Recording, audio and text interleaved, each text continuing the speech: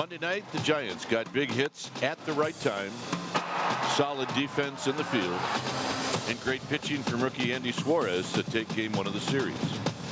Last night in game 2, the inspiration came from a familiar face as Hunter Pence played with the passion that is his trademark. Tonight, the Giants go for the sweep in the final game of the series, and it's coming up next.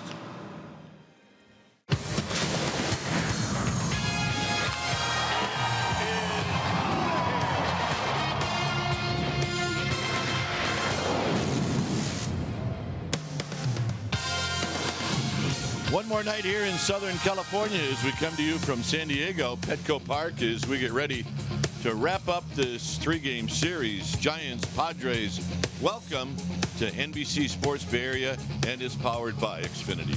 Hi again, everybody. I'm Dwayne Kuiper. Alongside me is Mike Krukow. Well, the Giants have played extremely well. They've done everything well. Pitching, hitting, defense has been great. And they're going to hand the ball tonight to a guy who's coming off a complete game shutout, and that's Chris Stratton. Well, you could argue he's been their hottest pitcher in his last 5 starts. Since coming back from the minor leagues, his ERA has been 2.10. And he has the only complete game that the Giants have thrown this year, and indeed a shutout against the Rockies. Tonight, his opponent, Robbie Erlin, a left-hander. He will try and prevent the sweep as the Giants lead the series 2-0. And watch the matchup with Brandon Crawford, who lifetime against Erlin, 4 for 8. Little ownage there. All right, Garcia back at first base. Hunter Pence in his familiar spot, and that's right field. All right, stay tuned. We'll take you to our NBC Sports Bay Area studios for an update, and we'll do that right after this.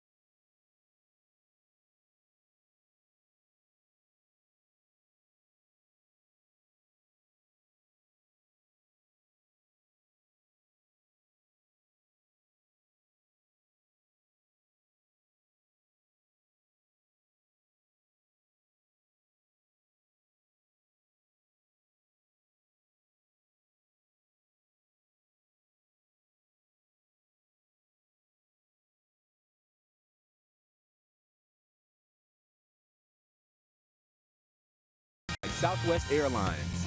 Low fares, no hidden fees. That's transparency. And by Jack in the Box.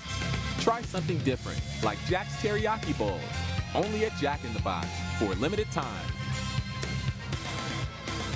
Back here in beautiful San Diego as we get ready for Giants baseball. Our game time weather is presented by the Santa Cruz Beach Boardwalk. The admission-free boardwalk is definitely open this weekend. 73 degrees. You see the winds and humidity, and it is going to be a clear, and it'll start to get a little cooler on this Southern California evening. All right, let's take a look at the Giants lineup, and it's brought to you by Southwest Airlines as the Padres take the field.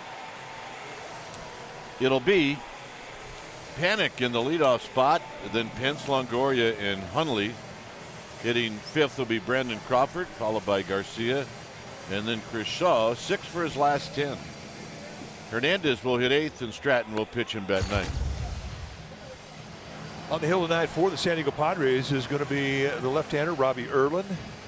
Erlin, 27 years of age, a product of Scotts Valley High School, and he lives in Santa Cruz. That's what he's done this year. Just all of last year with the Tommy John surgery, and this year he spent some time in the bullpen, and now he's making his 11th start, 3-7 with a 4.27 ERA. You're going to see a fastball. It's going to be in the low 90s. He will sink and cut it. He's got a good curveball, very good one from a high 3/4 release. He's also got a changeup and a slider. When he's right, I mean, he will work the corners. He's a finesse pitcher. Lifetime against the Giants, he's never beaten them. 0-3 with a 5.68 ERA. Let's take a look at the Padres defense playing behind Robbie Erlin tonight, starting in their outfield from left to right. It's going to be Renfroe, Margot, and Reyes. All have great arms. Galvis and Myers on the left side of the infield. Spangenberg and Hosmer on the right side of the infield, and Francisco Mejia. I mean, he was the big piece that came over to the Padres in the trade with the Cleveland Indians that sent Brad Hand to the Indians, and many believe the #1 catching prospect in all of baseball. So we'll get a chance to see Mejia tonight. He has an outstanding arm. That much we know. And that's your Padres defense. Well, he just threw the ball down to second, and you could hang laundry on the throw. It was a frozen bullet. Goodness. So here we go. Giants won on Monday 4-2. They win last night 5-4. They're 10-5 against the Padres this year. And lo and behold, they're 5-3 in this ballpark. So here's Joe Panik, and the first pitch of the ball game is on its way, and it's low. So we get started at 6:11.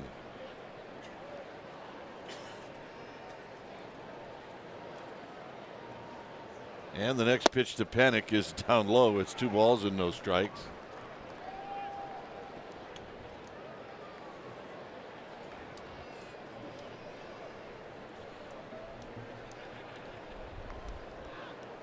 Panik takes a call strike, and a very familiar face behind home plate, even though it's covered by a mask, and that's Joe West. Whitson, Rippinger, and Eddings from first to third. Panik chops it foul. He's hitting at .255, 4 home runs. He's got 20 runs batted in. And he's in there against the lefty.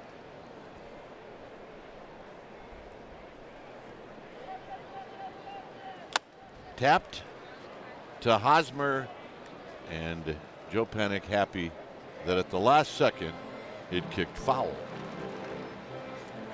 Joe West, the plate umpire, he's a low ball umpire. And he'll give you a little help on both sides of the plate, but you have to earn it. I mean, he can be a little tight early in the game, but he loosens up. Not his first game. No. Cowboy Joe, the blue cowboy. Panik wraps this one fair on the ground to Hosmer, and that's how this game gets started. Well, we have to ask you, how far would you go for a Togo? Brought to you by Togo's Pretzel Rami. And last night in the second inning, Hunter Pitt stepped in and hit a bullet into the stands in left field, 437 feet. It went off his bat at 108 miles per hour. He hit that off of Joey Lucchese. And that's our Togo's Pretzel Rami. We enjoyed that. Here's Pence. Pence at 215 with 3 home runs, 22 runs batted in. And he takes a strike. Talk about distance and home runs for the Giants. Hunter Pence in the top 5. He's actually 4 and 5.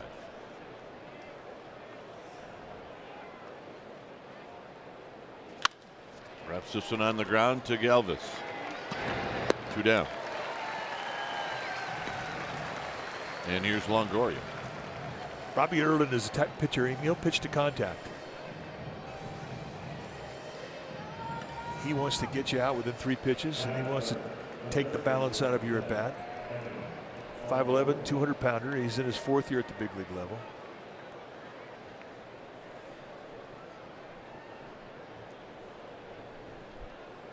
Longoria at 248 at 16 home runs, 52 runs batted in. And he takes a strike. Longoria on Monday night went 1 for 4. The one hit was a home run, and he went 1 for 5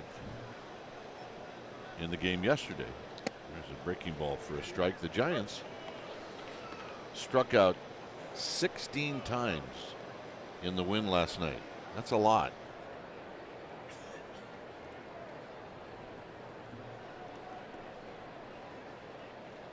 And the next pitch is high and wide, 1-2. That is a lot. I mean, if you ask the hitting instructors about it, I mean, that wears on them when you have a lot of swing and miss. 11 strikeouts on Monday. What you want to do is you want to have more hits than strikeouts.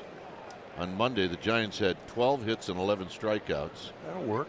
Tuesday, 9 hits, 16 strikeouts.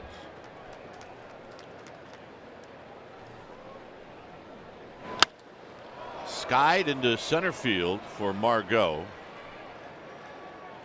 And Erlin's going to have a 1-2-3 first inning. Stratton's coming out. Myers is coming up. It's 0-0.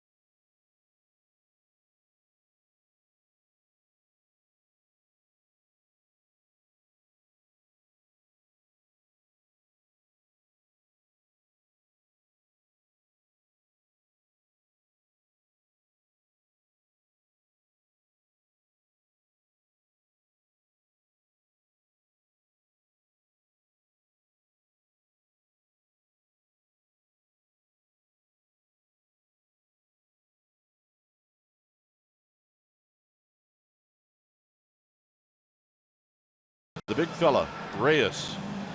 Reyes will hit in the 5th slot. Then Spangenberg and Galvis. Last night he had 4 hits. Freddie Galvis did, followed by Margot and then Robbie Erlin. Chris Stratton on the hill, and this is what he has done this year, 10-9 with a 4.66 ERA.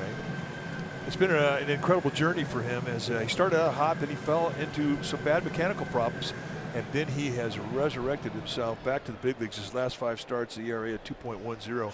He has been outstanding. When he's right, you're going to see a fastball that's low 90s, but with a very consistent command of the corners. He will pitch down around the knees. He will elevate across the chest. He's got a curveball, slider, and a changeup, all from a high 3/4 release. And he is really pitching the ball well right now. Here's Myers, who takes a call strike. Oh, yeah. I just saw a unicorn eating popcorn. There you go. Trying to look on the internet to see what's going on with Joe West. He worked his 5,164th career game in August, and that passed Bruce Fremming. There's a pitch up and in. Well, he broke in September of 1976, and that's the same month that I got into the big leagues. And he's still on the field, so I got nothing but respect for this guy. That's a lot of games. 2-2 with the strike at the knees.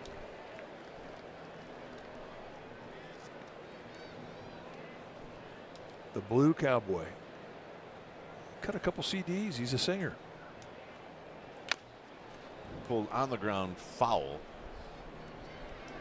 Let's take a look at the Giants defensively behind Chris Stratton tonight, starting in the Giants outfield from left to right.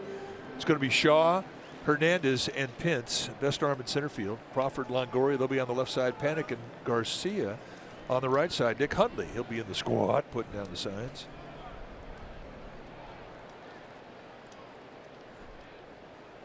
Got him. Runs that fastball in on his hands. Here's our BioFreeze moment, powered by BioFreeze. Cool the pain. Friday against the Rockies, Stratton was outstanding. 2 hits, shutout, 2 walks, 7 strikeouts. He threw 114 pitches. It was the first Giants complete game of the season. He had all 4 pitches working, and again, just great finish, great command. Got his first big league, got his first professional career complete game. He did it with a shutout. Here's Mejia. He's 7 for 29 on the season. Takes a strike, 3 home runs, 8 driven in.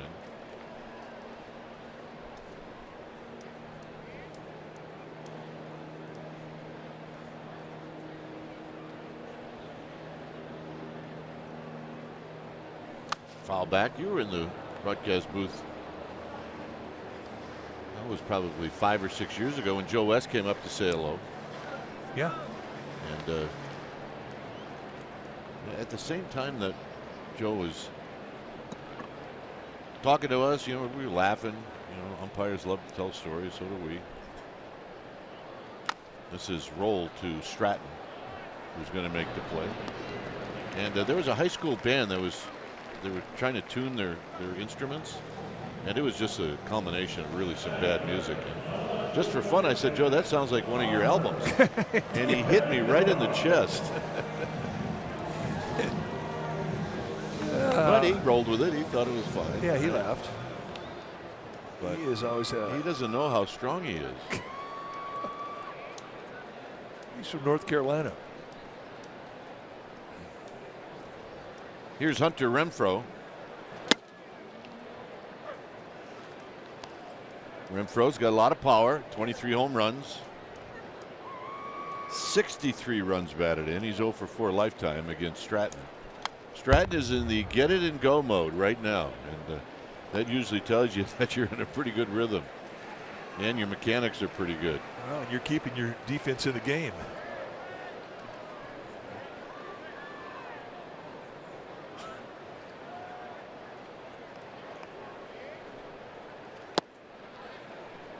No swing, although Hundley started to depart. It's a good sell job by Hundley.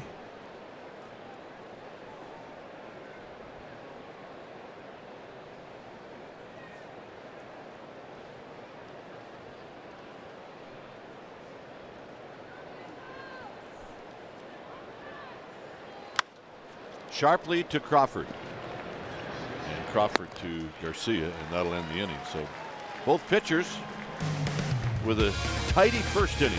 Hundley to lead things off.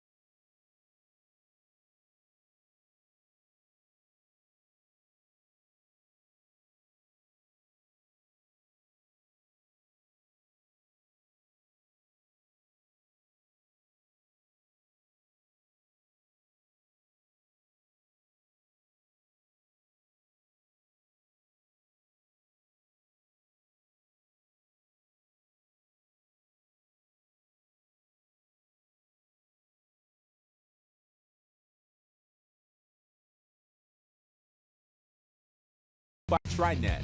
Human resources that know your business.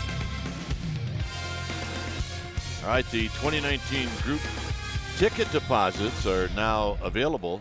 You can secure a space at the front of the line for some of 2019 biggest games, including home matchups against the Yankees and opening day. sfgiants.com/2019. Hundley with a shot into left field, a base hit. Hundley not wasting any time, and that's the first hit and base runner in this game for either team. Yeah, not waiting around and looking for a fastball up, and was ready for it. So here's Brandon Crawford. Hundley, by the way, in the series, 2 for 8.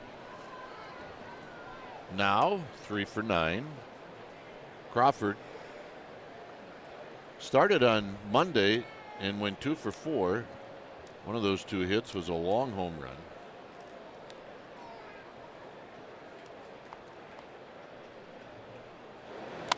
As he fouls it back. Got into the game last night as a pinch hitter. He walked and scored, and then stayed in the game and played defense the rest of the way. And he's got some ownage on Erlin. 4 for 8 with a triple and a double. He had a pretty healthy swing on the first pitch. Yeah, didn't look like his back leg was giving him much trouble there, and it has been a problem. His knee on his left leg. A rocket into center field, a base hit. 2 loud singles. Oh, goodness. And here's Garcia.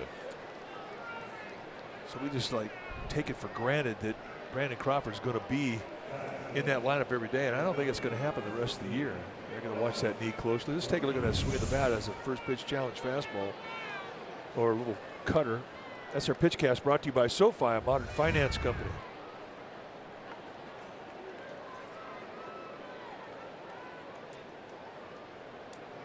Here's Garcia at 346.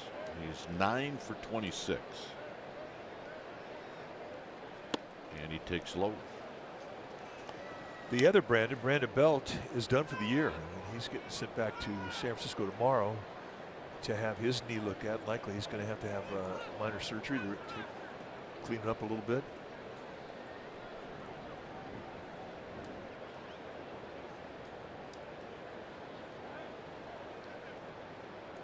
Swing. You ain't gonna miss. I think the Giants led the league in surgeries this year. I think you might be right. Major surgeries. Might lead the offseason in surgeries.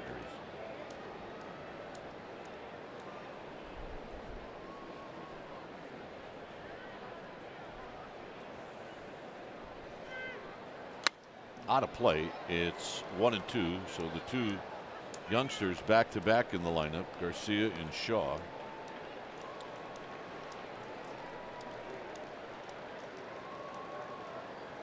Garcia had a hit and an RBI on Monday. And he went 1 for 3 with a couple of strikeouts last night. He's behind in the count, 1-2.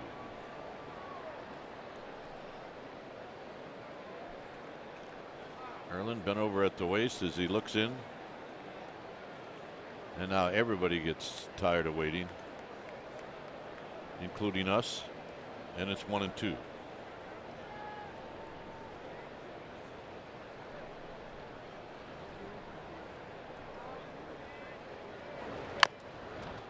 And that's off his foot, so that's a foul ball. Although Garcia's going to have to learn to don't run. You know, and that really is something that he is going to get told when he gets back to the dugout. Get off your foot, stay put. See where he gets himself, right on the top of his left foot. He might have been running because it hurt so much. He hit the ball good. Exit velocity off your foot, 112. Well, that's bad. And the shin protector does no good. Yeah, but look nice and young and just back in the box. Not a problem.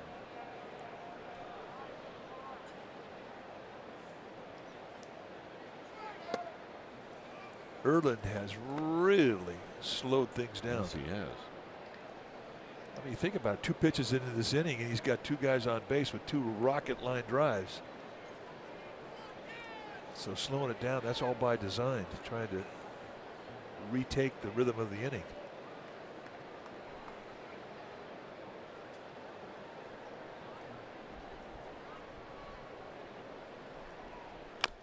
Tap foul, and we'll do it again.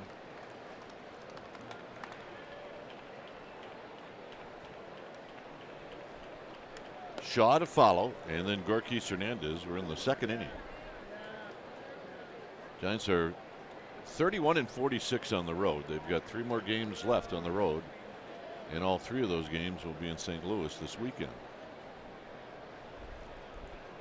And then 6 more at home. Got him. Went above the belt. And the hitter now will be Shaw, Chris Shaw, who's 7 for 32. He's off the interstate. Heck, he's off the bingo card. He's off the bingo card. He came in like 4 days ago. He's hitting 045. He gets into this at bat hitting 219. So he is absolutely starting to hit the comfort zone, get a little more confidence in that batter's box. I mean, even though it was kind of a moderate flare to left, he got the big hit to get the Giants the number of runs they needed. And this is driven into center field, but it's in the park. Hundley's going to tag, but his hit yesterday won the game for the Giants. 2 outs, and here's Hernandez.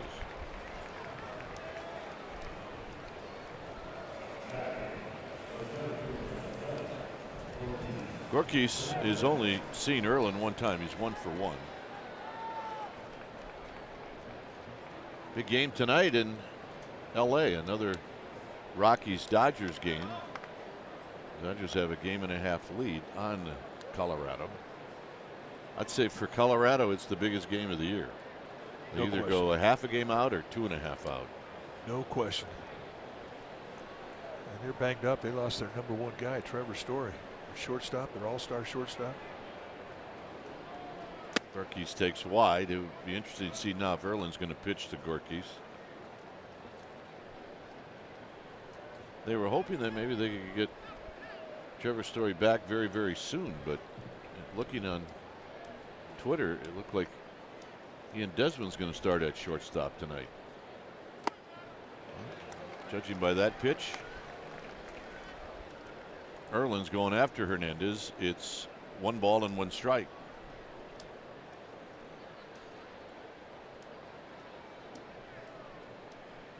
It is a risk, especially when you have a guy in the on-deck circle that's not a very good hitting pitcher like Stratton.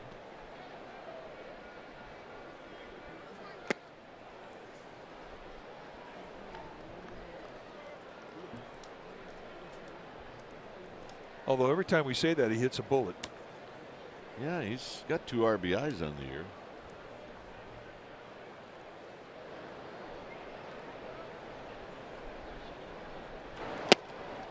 Now this is more what I was expecting from Erlin.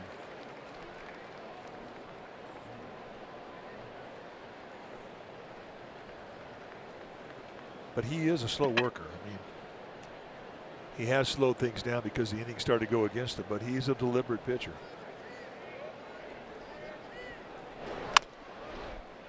Foul. 3-2. For the most part, the ball babes here, they can pick it. Yeah, they do a good job. They're not as good as our ball dudes, but or our ball babes, but they're good. Yeah. Our ball dudes at least will fall down for some type of comic relief, which we appreciate.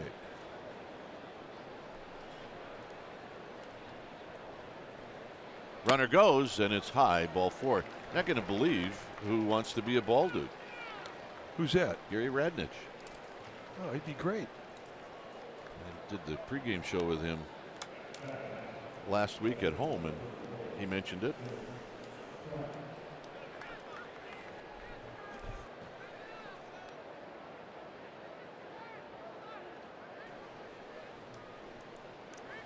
Can't you see Gary sitting there with a double flapped helmet on? Absolutely. And you know what? Next year there's a date that he might consider doing the ball duty.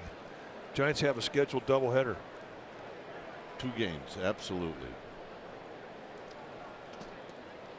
Put him on one side, put Larry Krueger on the other. It'll be perfect. There you go. Stratton is 5 for 41. High and foul down the right field line and out of play.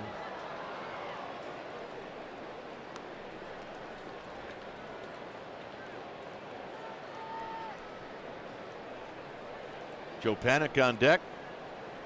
Hundley, Crawford, and Hernandez are your base runners.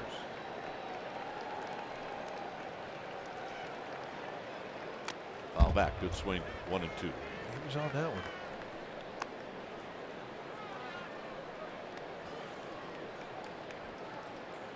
Put it in play. That's your job right here. Put it in play. You never know. May find a hole. Got a couple RBIs this year, so he's got some reputation.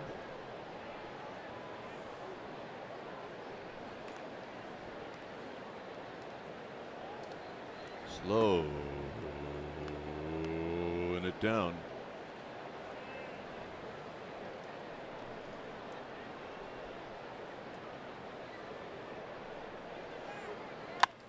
Hit to right. And it's going to be over everybody's head. And the Giants are off to the races.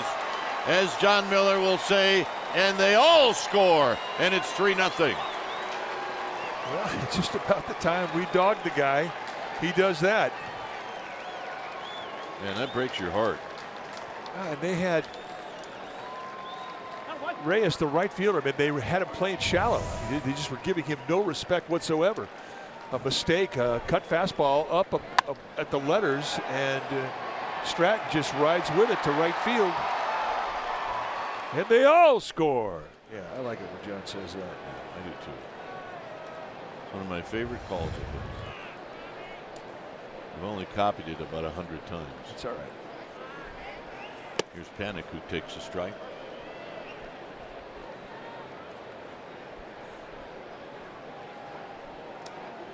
First career double. Does it with the bases loaded. Good time to do it. Not a bit.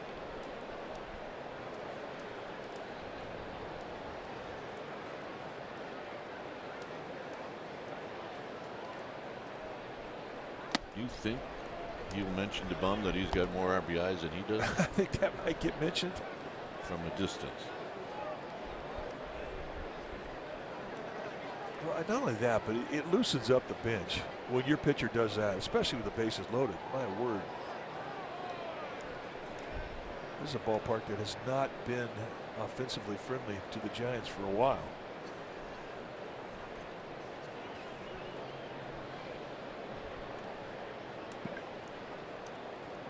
Panik bounced out to Hosmer. Sooner or later, Joe West is going to get involved with the pace of this game. Here's Watch the where they winners. all score, Mike. Yeah, a 2-out jump and pretty good speed on all the bags. And it's just off to the races. And it's unusual that you get all of them scoring standing up. Yeah, it helps that the fastest guy on the bases is the guy at first, and he can low fly.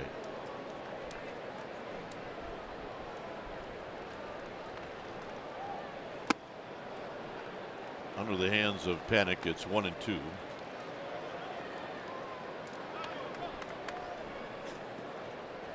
Erlin working with a rookie catcher.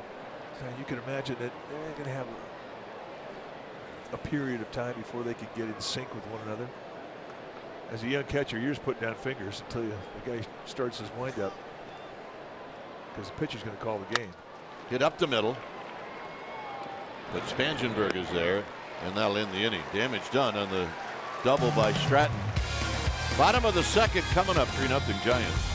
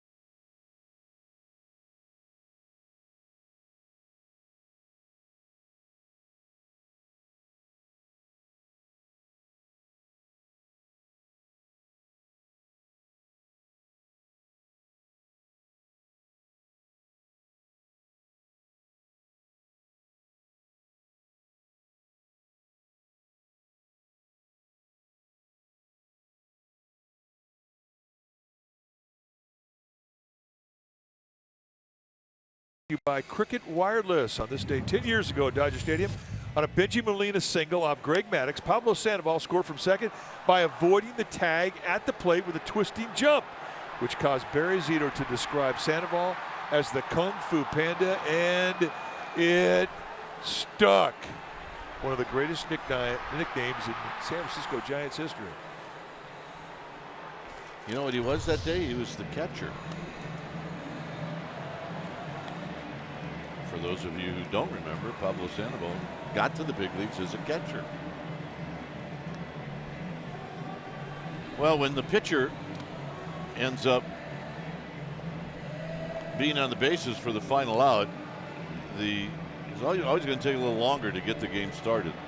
Pitchers now go inside and towel off. And Mike and I were laughing in between innings. You were not allowed to do that when you were pitching. You had to go right out from third base to the mound. Right, but you didn't have to wait 2 minutes and 15 seconds for commercials either. You just go out there, take your 6-7 pitches, and when you were ready, it started. Xfinity X1 customers say, show me the San Francisco Giants into your X1 voice remote and get live stats on your TV. Change the way you experience TV with Xfinity X1. We got little ones all over the ballpark here, and they're all Giants fans. That is a newbie right there. It's got a good chance this is game number 1. Here's Hosmer, who takes a called strike.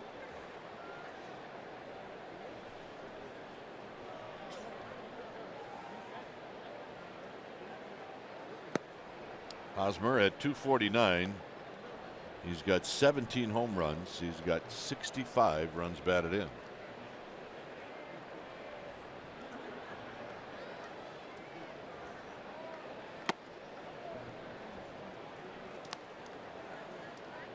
Reyes is on deck. Bottom of the second inning. Stratton looking for a shutdown inning. Takes a healthy rip and it's out of play. 2-2.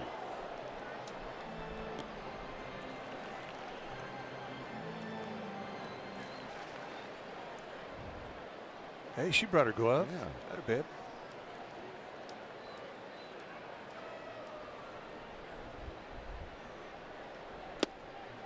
And a little low, not by much. 3-2. She had a brand new glove. You get asked all the time, what's the best way to break in a glove? Well, Play catch. play catch is the best way, but there are faster ways.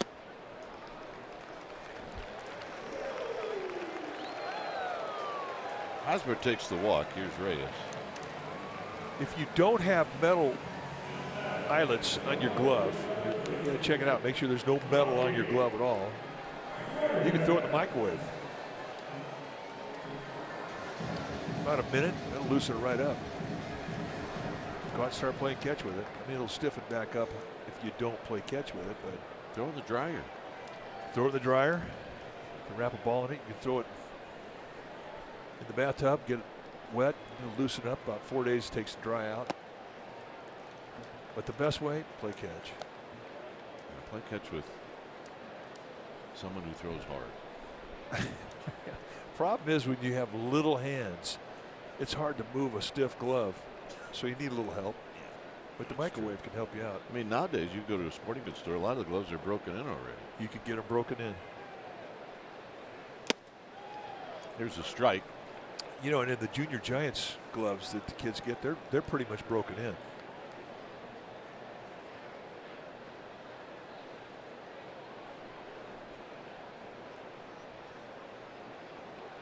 Crawford panic at double play depth.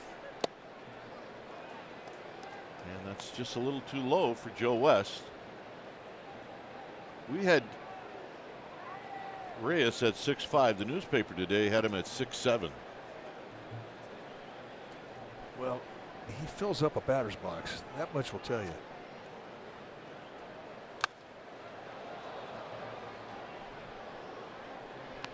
Hit a home run last night, and the only people that disputed the home run were Giants players and broadcasters and fans. Basically, the only people that thought it was a home run were the Padres players. And the umpires back in New York. Yeah, who are clearly not watching this game.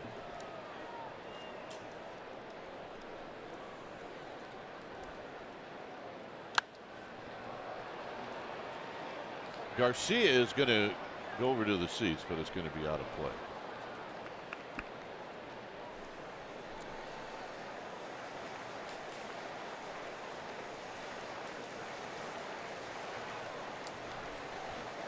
Take a look how the Giants play Reyes. That's our StatCast AI powered by AWS.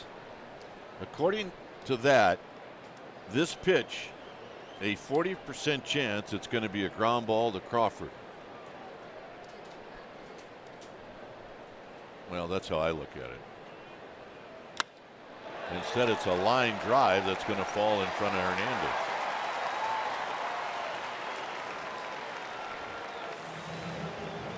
Well, it was in that direction. Here's Spangenberg.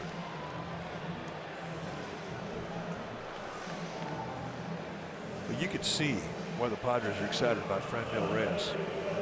You don't have to be a scout that's been around the game for 40 years to know that.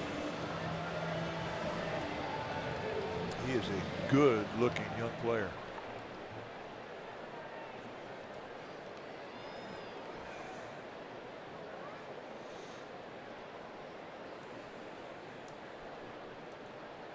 Spangenberg at 228.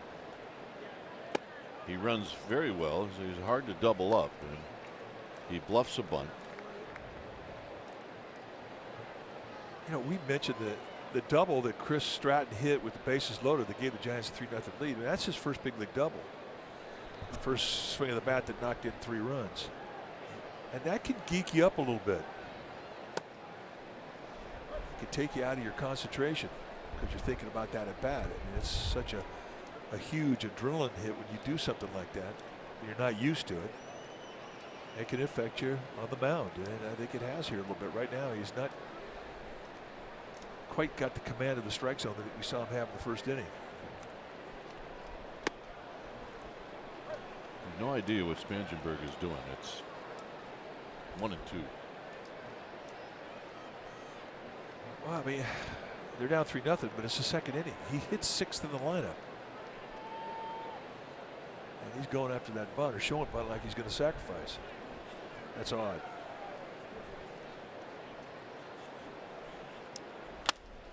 Get on the ground into right field, a base hit. Hunter Pence's throw is going to come home, and it's late. And because of that, to third goes Reyes.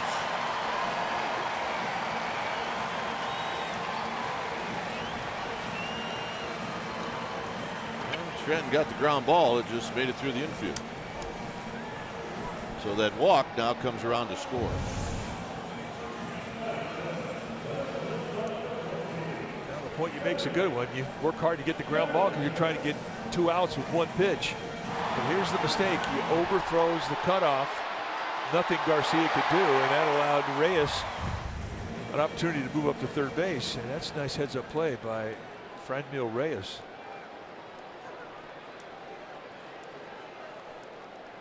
So here's Galvis, who's sitting at 238. He's got 11 home runs, 61 runs batted in. And he rolls the first one foul. She stopped it.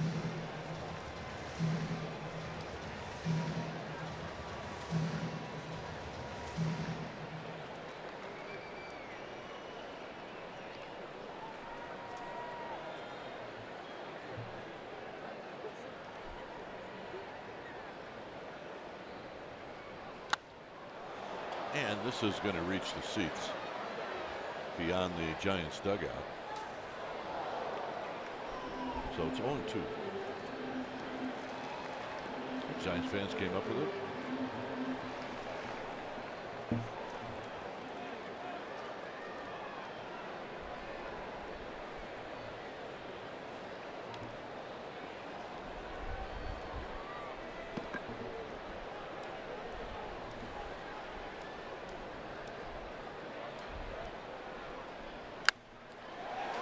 Galvis pokes this one foul.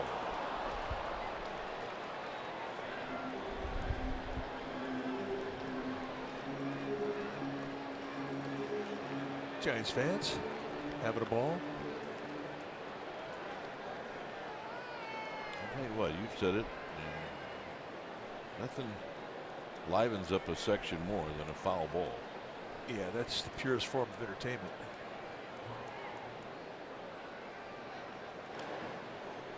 You know, I mean, a foul ball's got everything. It's a surprise factor. It's got a little danger in it. And when somebody makes a play, there's a pride factor for the section. That guy or that gal represented.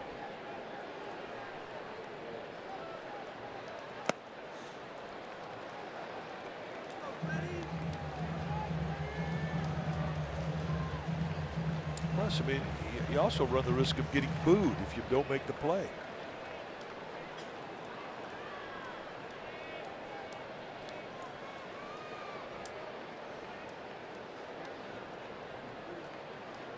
Here's the 1-2. Hit into left center field. Marquis Hernandez cannot get to it.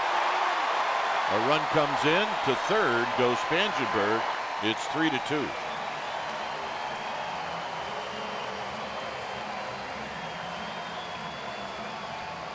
Well, Kurt Young's going to come out, and I think he's going to talk about just trying to find some calm here. And again, we want to repeat what we talked about. It when you get a base hit, a double, your first big league double, you knock in three, your concentration could go right out the ballpark window for a while. So right now, Kurt Young going to come out and try and get him refocused.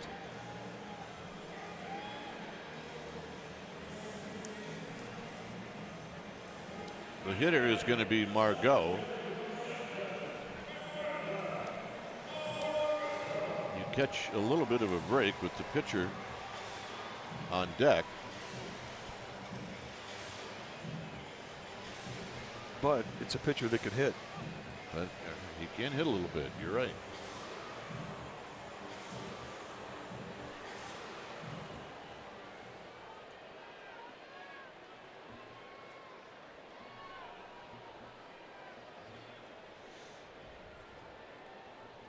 Margot at 247.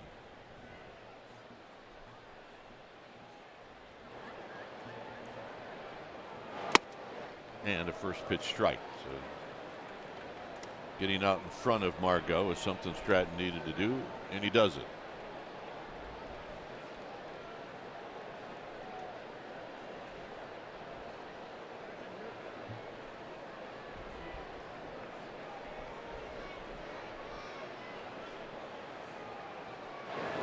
Back. Margot had both cheeks into that swing. It's no balls and 2 strikes.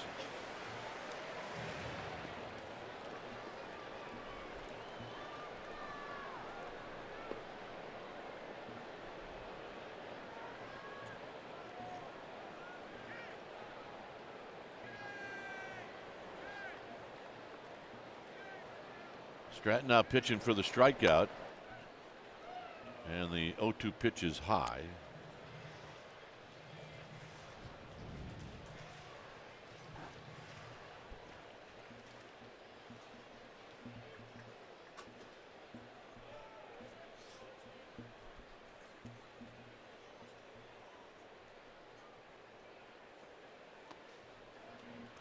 Two and two.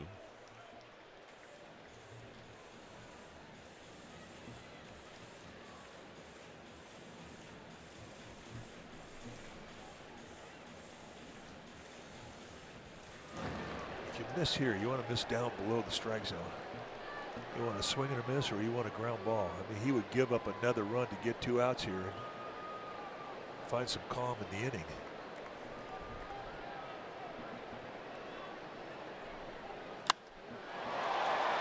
Hunter Pence is going to move back. He'll make the catch. Tagging and scoring the tying run is Spangenberg, and it's 3-3. So hey, give credit to the Padres. They did not wait around as they come back to tie this game.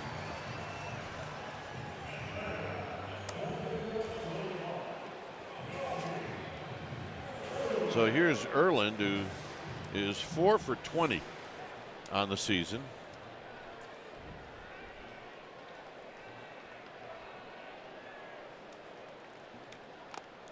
And he bunts this one, and it's one big hop behind home plate. And it's 0-1.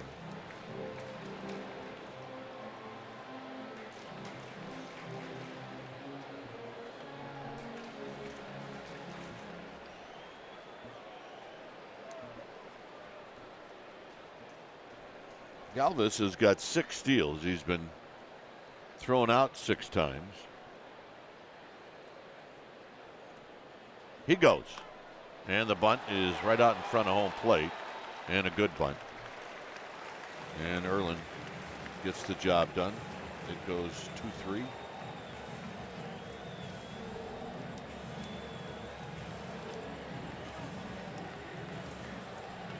And here's Myers.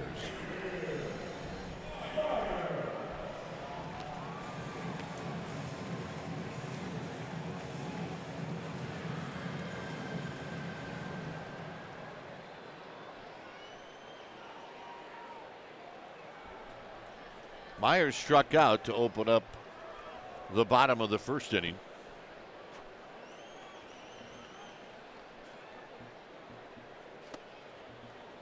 And he takes the first pitch inside for a ball, 1-0.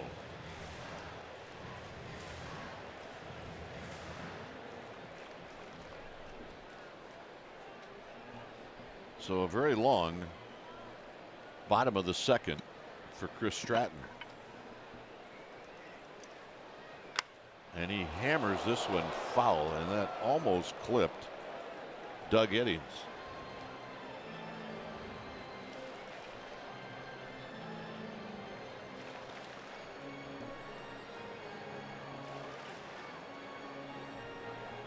So the Giants fans ended up with it, and he handed it to a Padre kid. Good for him. Wow, that's a pretty good home for that baseball. Young lad, a Rawlings man.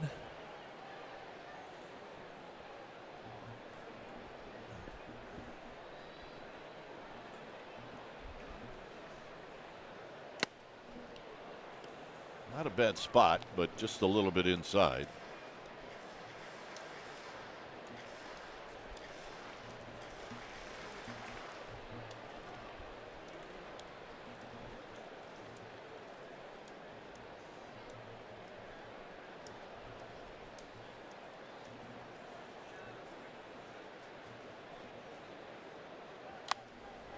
Lifts this one into the upper deck. It's 2-2.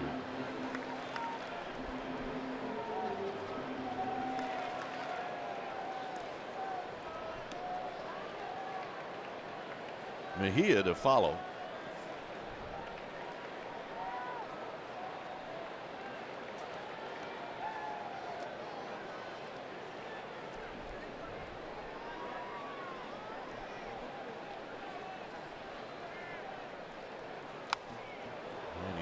Pitch to hit, and he fouled it straight back.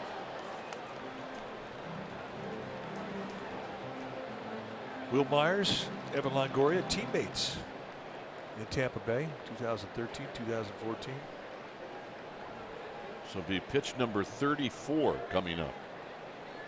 It's a lot of work. He hadn't had these type of innings for a while.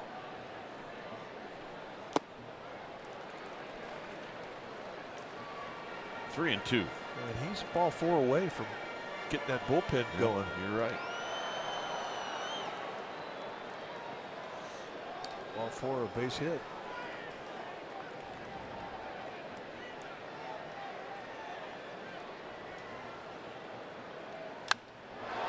Struck well. And gone. And now it's a 5-run second inning.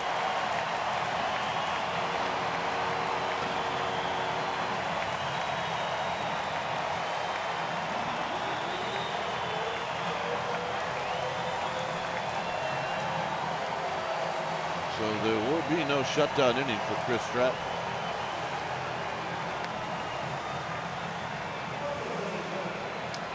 Well, a 3-2, I don't want to walk you challenge fastball.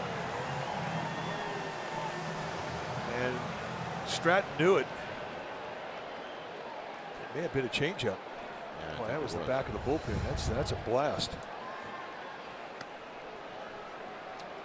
So here's Mejia. High block, getting the call, and the extreme red alert. Get ready. And a strike to Mejia, who it went back to the pitcher in the first inning.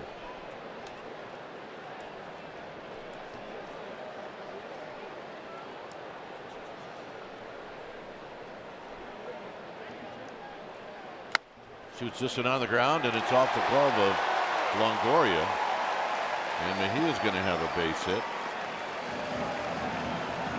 And that's going to bring up Renfroe. It's the 5th hit off of Stratton here in the 2nd inning.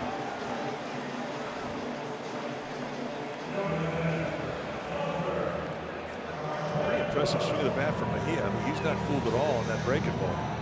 And it wasn't a hanger either. That was right up there in the outside corner at the knees.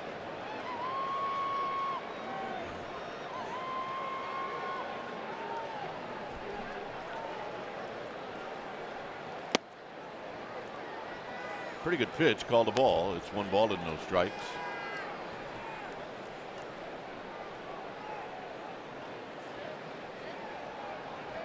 Be careful with Renfroe. He swings for it.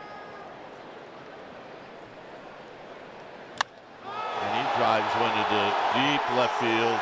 Hernandez back at the wall, and he makes the catch. Yorkis Hernandez takes a hit away from Renfroe and a run. And the Padres take the lead. 3rd inning coming up.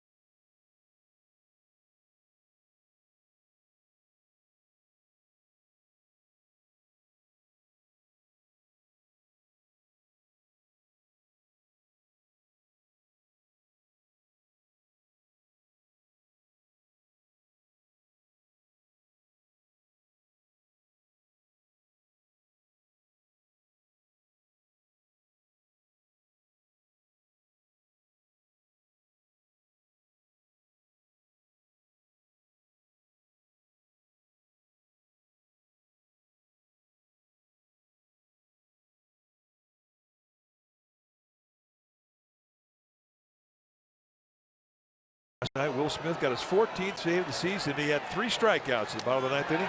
He got Will Myers. Then he got Franmil Reyes, and he ended it with Hunter Renfroe. Grab some pine. That's our Coors Light refreshing finish. Hunter Pence to lead things off. Kind of wild game going on here at Petco. Oh yeah, kind of strange. Lots of runs. 8. Not used to that. After 2 innings, 8 runs.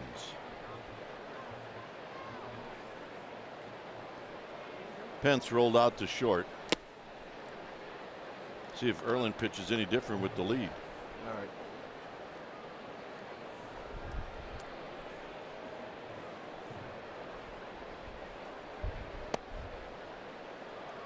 I mean, this is as fast as he is right now. His quickest pace will be with nobody on base. Stratton trying to make sense of it all. This game can make you talk to yourself. Pence has that one run in on his hands. And it's 2-2.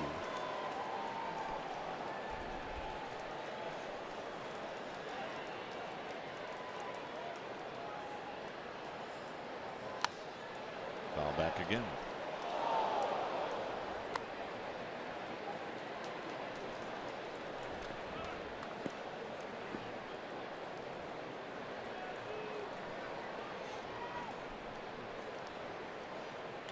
Back up the middle, and Erlin spears it. And 1 out.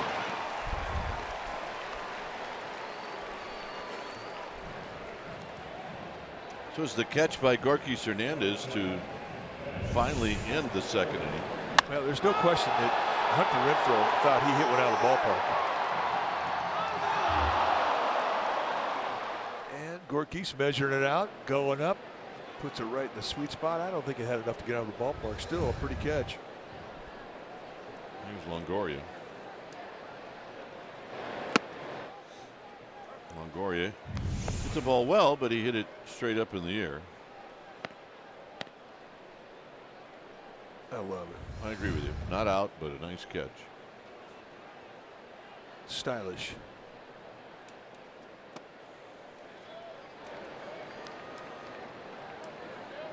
Hundley to follow.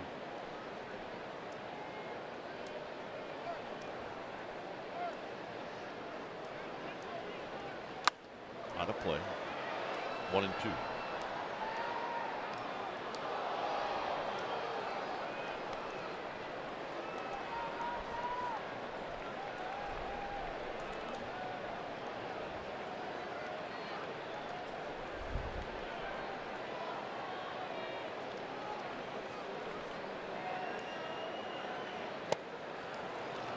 Swing and a miss. He got him.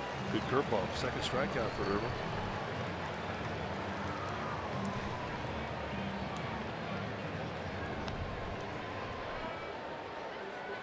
With 2 outs, here's Hundley.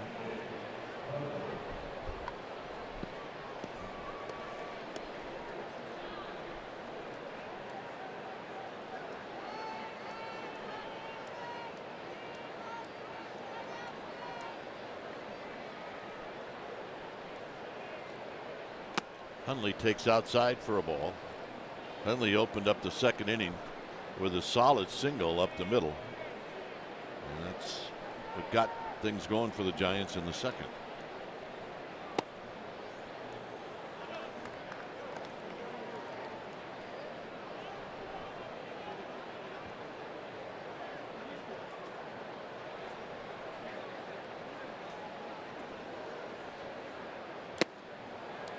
Two and one.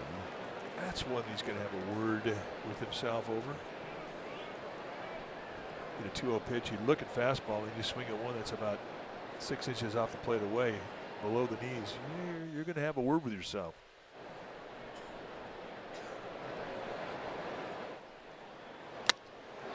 And Hundley's got another hit as he goes right back up the middle.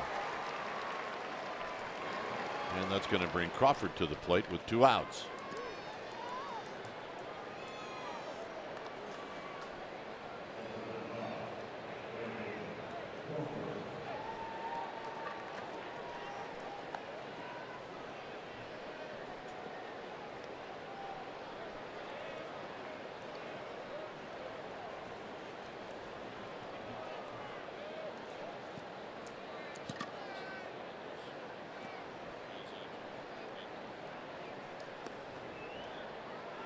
Crawford had a line drive base hit in the second. And here he looks at a strike. Giants are 5-3 here at Petco Park this year. 3 more games against the Padres. But those games will be at AT&T Park starting on Monday. Crawford out of play. Into the upper deck. It's 0-2. They started out 1-3 in this ballpark.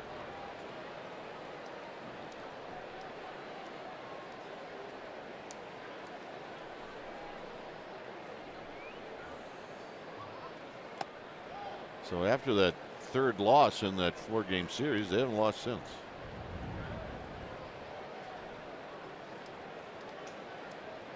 Think about those first 4 days, though. This team is a little shell-shocked. They just lost Madison Bumgarner. Yeah. Last start, spring training. Comebacker broke his hand. Crawford's got a base hit the other way. 6 for 10 lifetime against Robbie Irvin. You know, there's no such thing as ownage is ownage. Well, you may have to argue that.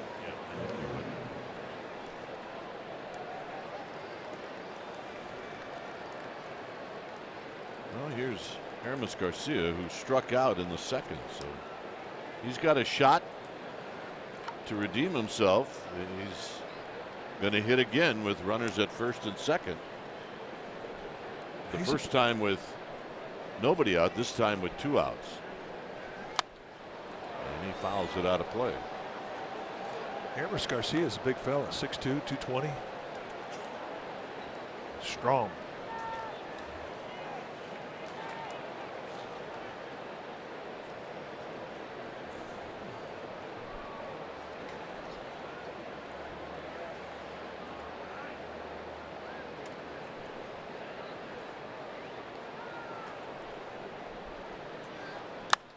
And this is going to end the inning on the pop-up to right field. Reyes is there, and that'll do it. Giants trying to pair. Bottom of the third coming up. It's 5-3 San Diego.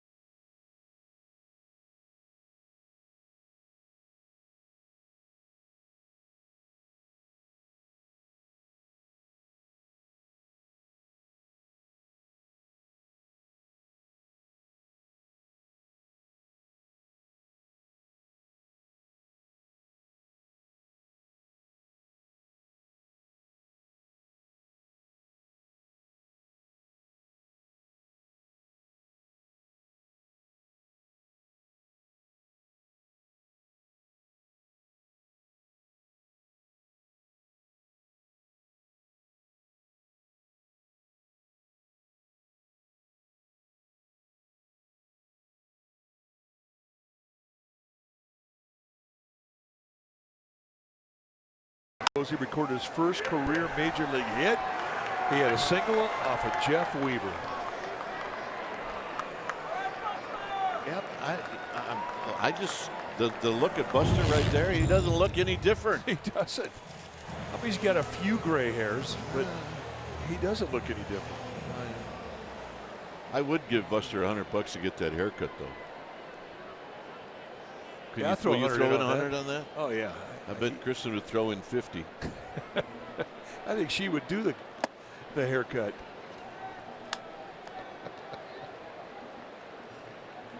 I can see Buster doing those Toyota commercials with that hair. Yeah.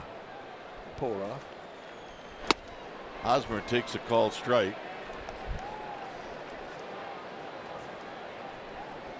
Hosmer started out the inning in the second with a walk.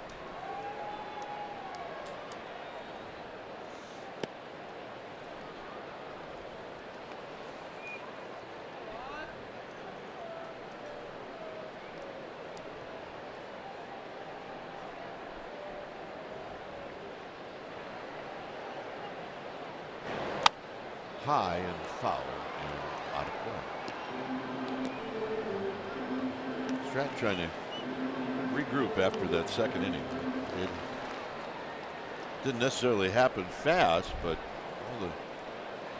Padres did is they just kept the line moving.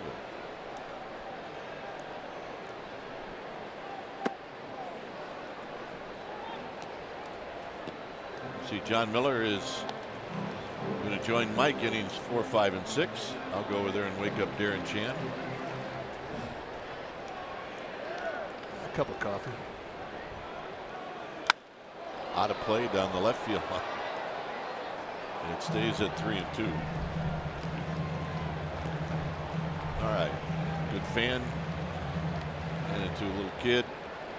That's the reaction you're looking for. The moms are always saying, all right, make sure you get over there. Let's go, Mom. Say thanks. Foul.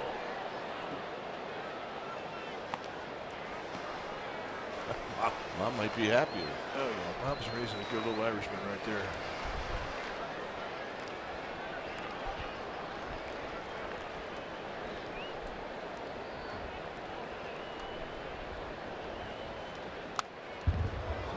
Getting some pitches to hit. And he's fouling them off. He's not getting cheated on a swing either.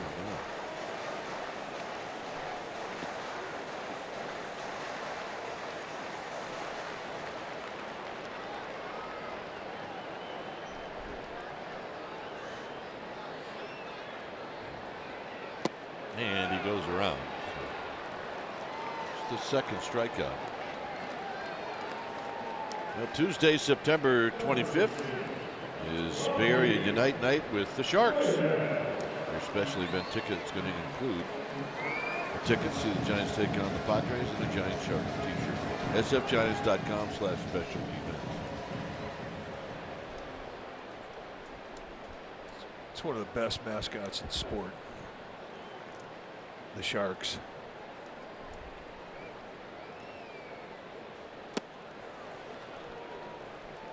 Here's Reyes. I agree. Just starting to put my stuff together. Yeah, I'm noticing how to make the trip over to the radio side. How organized you are. I'm impressed with that.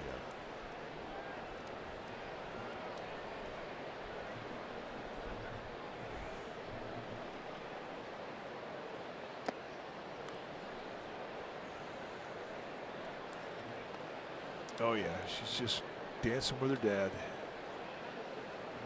Little flirt. Mom and Dad are busy. They got their hands full tonight. There's a check swing foul.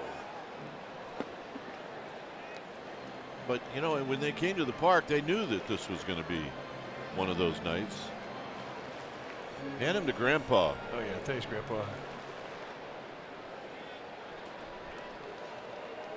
All right. Now, can I relax? Dad's got to look, doesn't he? Yeah. Yeah, that's that look like, where's the beer vendor? Nope, I had to take care of number one son.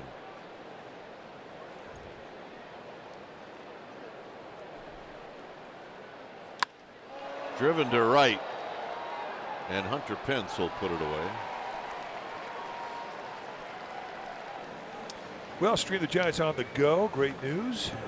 You can stream every NBC Sports Bay Area Giants broadcast on your desktop or mobile device. Giants games streamed on the go on the NBC Sports app.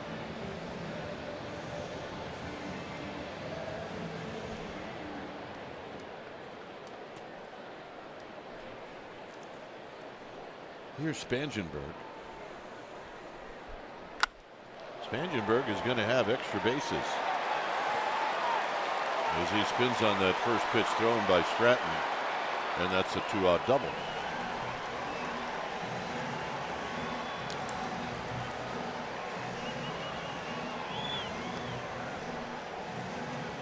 A hanging breaking ball. He's having more mistakes up tonight in this game than he has in the previous 5 starts since being called back up. This is just a hanger. Spangenberg spinning his wheels a little bit, trying to get out of the box. Galvis singled in a run in the second. 6 hits now for the Padres. Giants with 5.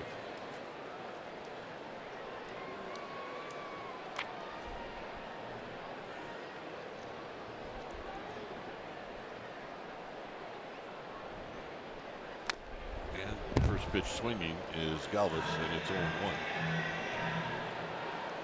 Giants will spend the night tonight here in San Diego and then travel to St. Louis tomorrow. They'll get in town in St. Louis and plenty of time to grab a bite and watch Stanford. There's a pitch high. Actually, Stanford's playing on Saturday.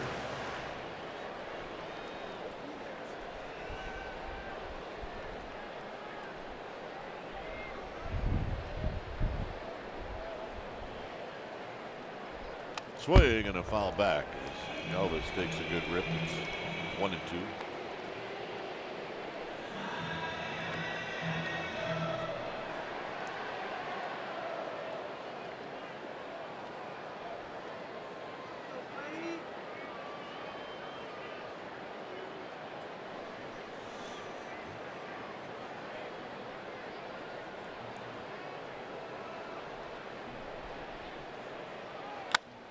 Hit out to left for Chris Shaw.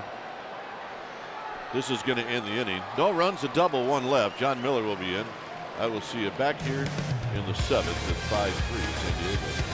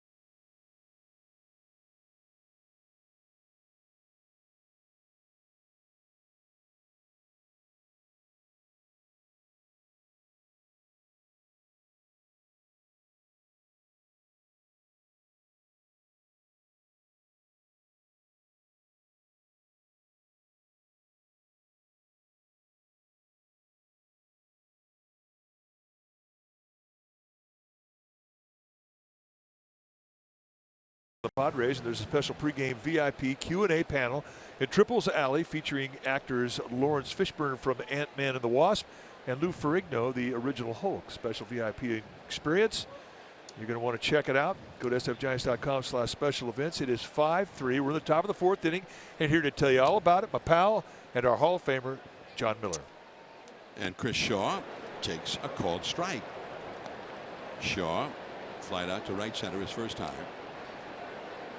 Welcome into the booth.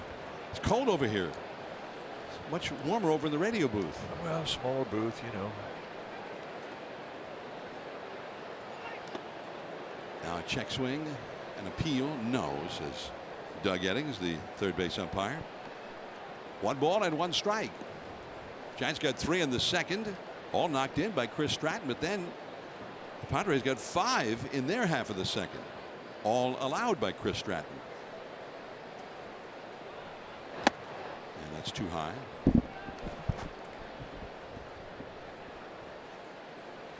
I guess if Stratton knew that if he knocked in 3, he would allow 5, he just would have not knocked in anybody. High and tight from Robbie Erling. Talked a little bit about that, and in that was his first big league double, and he knocked in 3. It took him out of his rhythm. It broke his concentration, and it really affected his command as he went back out there in the bottom of the second inning. He looked like a whole different pitcher. I mean, it happens. I hit 5 home runs in my career. I was 1 in 4 in those games. I'm serious. I hit a home run, it just geeks you up. And that double, his first extra base hit is a big leaguer. I think that's what happened to him. And that is a walk leading off the inning for Chris Shaw. Nice at bat.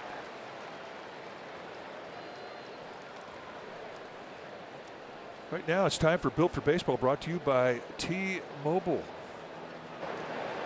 Take a look at that. Bases loaded, 3-2, or at least it was a 2-strike fastball up across the letters. And I mean, he hit that the way you're supposed to. You're supposed to take that out to right field. But right now, I mean, he's standing at second base, and he's got a huge surge of adrenaline.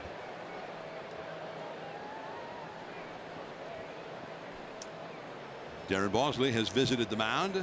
Well, you talked about that before. There are incidences where a pitcher drills somebody, especially in a game where something like that is kind of expected. That can be a surge of adrenaline. As Nick Cudley's on the phone in the dugout.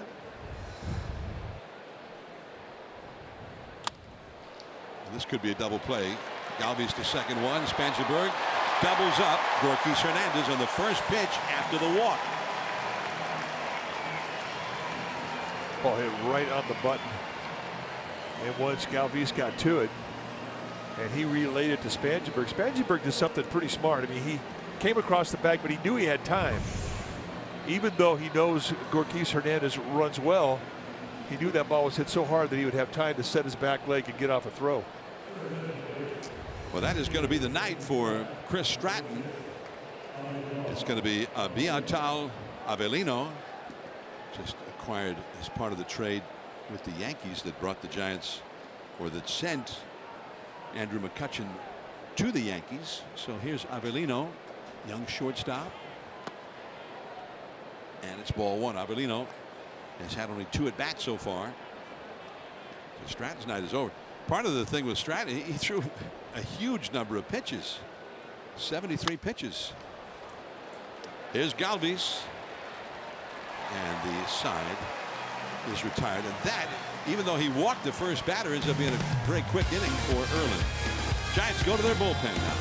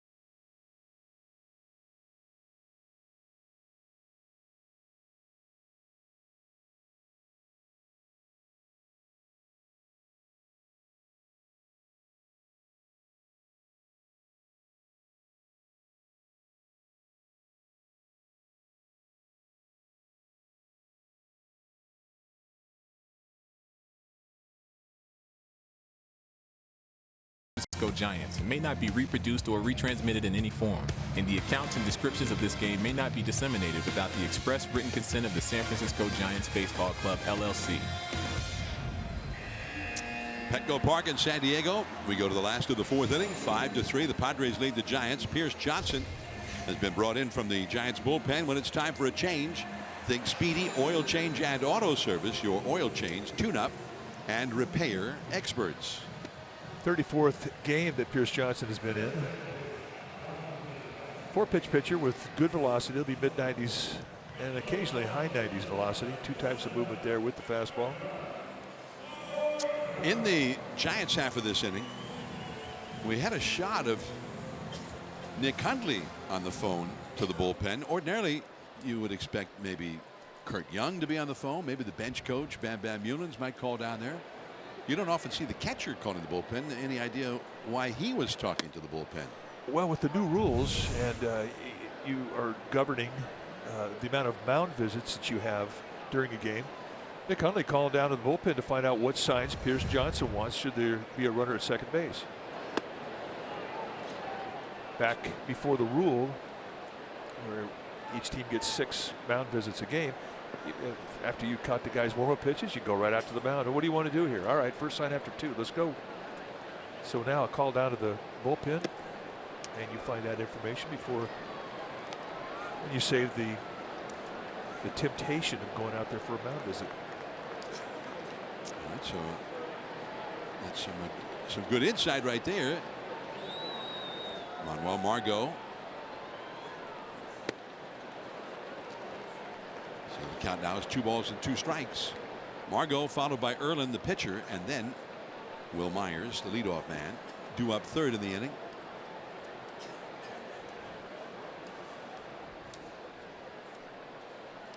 Five to 3, the Padres lead the Giants. 3 innings for Stratton, 5 runs, 6 hits. That's foul off the right field line and back out of play. I do think that's one of the best rules that has come around for a while. Limited mound visits.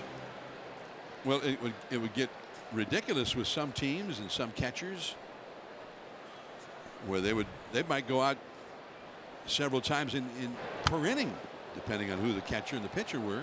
You know, the catchers that were the biggest offenders of that were young catchers, rookies.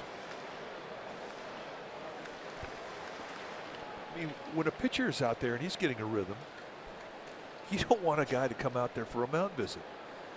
When there are times you need a mound visit, but 2 or 3 times you're going out there as a catcher per inning. That's crazy. Well, I remember when they decided to regulate the number of times that a coach or a manager could go to the mound. It used to be that you could go out as many times as you wanted. Margot swings and misses, strike 3 on a fastball. 1 away. That's how you like to start your outing. First guy you face, strike him out. 3-2 fastball. Here, hit it. Blowing right through him.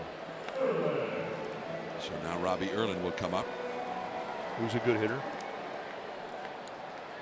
He had a sacrifice bunt his first time.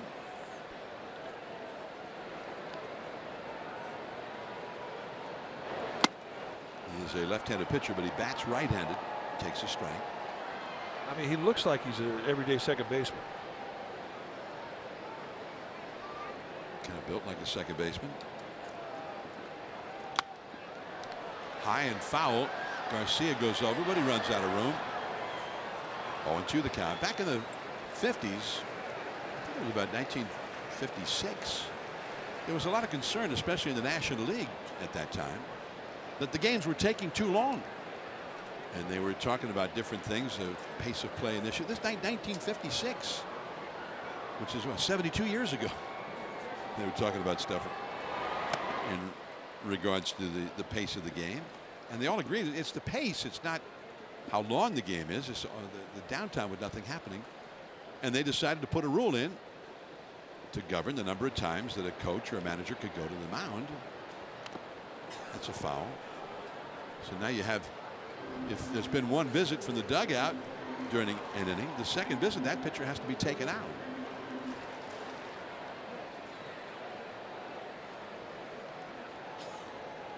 One ball and 2 strikes to Erlin. Myers, the leadoff man, is on deck.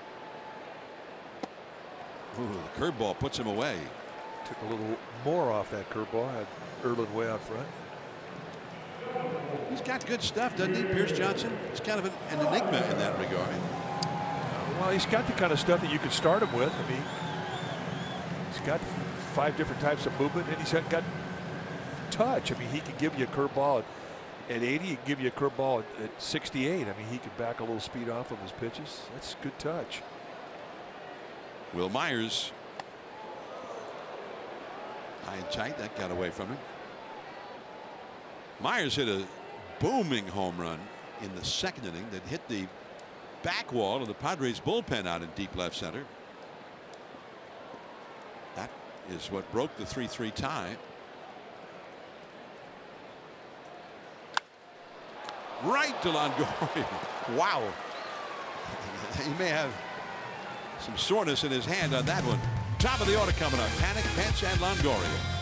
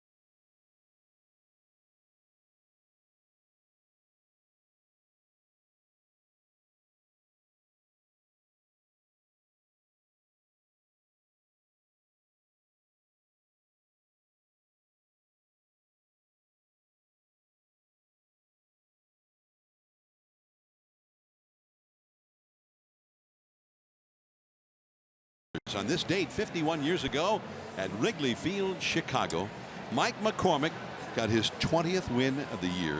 Giants won it 6-2. He gave up 2 runs over 8 innings. The Giants scored 5 runs in the top of the 9th to make sure he got the win. He finished that year 22-10 and ended up being the Cy Young Award winner, the first San Francisco Giant ever to win the award. Mike McCormick. And started out that season in the bullpen. He was a guy who had been a bonus baby when they were still the New York Giants. He was there for the final game at the Polo Grounds. Their last game in New York, came with the team west to San Francisco. Joe Panik grounds a foul. Panik is 0 for 2. The Giants' top 3 hitters in the lineup have not been on base at all yet against Robbie Erlin. Mike McCormick. It was kind of ironic because Juan Marichal had a string of years where he was sensational and never won the Cy Young Award. And Marichal, I think, had some injury problems and whatnot in that 67 season. Ended up winning only 14 games, and Mike McCormick ended up winning the Cy Young Award. Right to the shortstop, Galvis. And there's one away. So 3 groundouts for Joe Panik. And Hunter Pence will come up. Big night in LA for the Colorado Rockies after losing the first 2 games there. Now a game and a half out. This is their last game head to head with the Dodgers this year. I think this is a win, a game they have to win. And they have jumped ahead of Walker Buehler in the first inning with a couple of runs. 2-0. That game heading to the second inning now in LA. Colorado leading. Ball 1 to Pence, who has grounded a short and hit back to the pitcher. He's 0 for 2. Tyler Anderson, the Colorado pitcher in that game. Ooh, a big rip by Pence. A fastball down the middle. He fouled it back to the screen. It's great here at the ballpark. They have fun facts up on the scoreboard, and it says Hunter Pence joins Willie Mays as only Giants to home run to hit home runs in each game of a 4-game series. He did against the Dodgers in September 2013. I remember that series. Softly hit. Galvis. Nice play. Well, that whole month of September, he was unbelievable. He had what, 12, 13 home runs that month. But he might have hit 5 home runs total in that 4-game series in LA. The Giants won one of those games, scored 19 runs in one of those games. And the Giants, it was not a good year for the Giants. That was the start of their final road trip of the year. They had 4 in LA and then spent a week in New York. It was the all LA New York road trip. They played the Mets and the Yankees in New York. Their final road games of that season were at Yankee Stadium. Evan Longoria has flied out to left center and struck out. 2 down, nobody on. The Giants trailing 5-3. Well, this is not the good idea to keep hitting ground balls to Galvis, but that throw was offline. And safe is Longoria. Well, it turned out to be a good idea. Yeah, that was a good idea, hit to Freddie Galvis. Who knew? I mean, he had a chance to tie a big league record there. Let's take a look at it. Off the crack of the bat, we're thinking automatic, and that's how you think when a ground ball's hit to Galvis. He's fantastic, but Longoria hustling down the line, running it out. You never know when you're going to get an errant throw.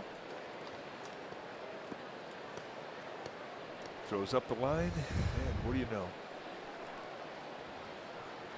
That's important because Hundley's had 2 great at-bats against Irwin.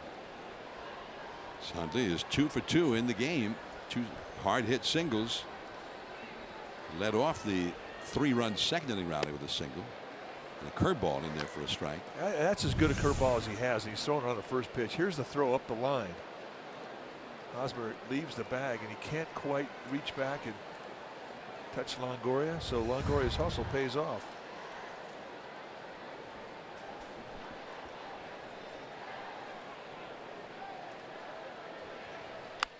That is foul right over the head of Ron Wotus, the third base coach. 0-2.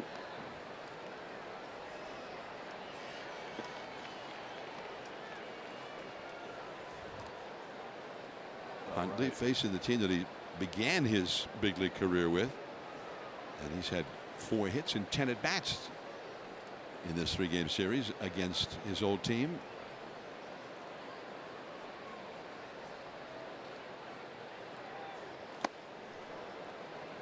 One and 2. The book on Erlin so far this year, as you see, they got Robert Stock up in the bullpen now. Is around this time of the game, that's when he starts to get hit hard. 3rd time through the lineup.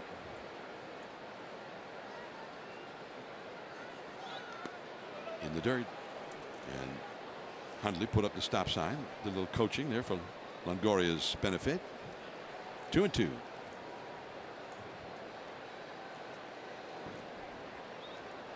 Giants will stay the night here and fly to St. Louis tomorrow, arriving in the afternoon. Have the night off there and begin their series on Friday with the St. Louis Cardinals. And those games are critical for the Cardinals. They lost today in Atlanta 7-3 to the Braves. Cardinals began the day in possession of the 2nd wild card spot, the 2nd and final wild card spot. And he struck him out. First time that Hundley's been retired. 1 man left. We go to the last of the 5th inning. 5-3 Pods.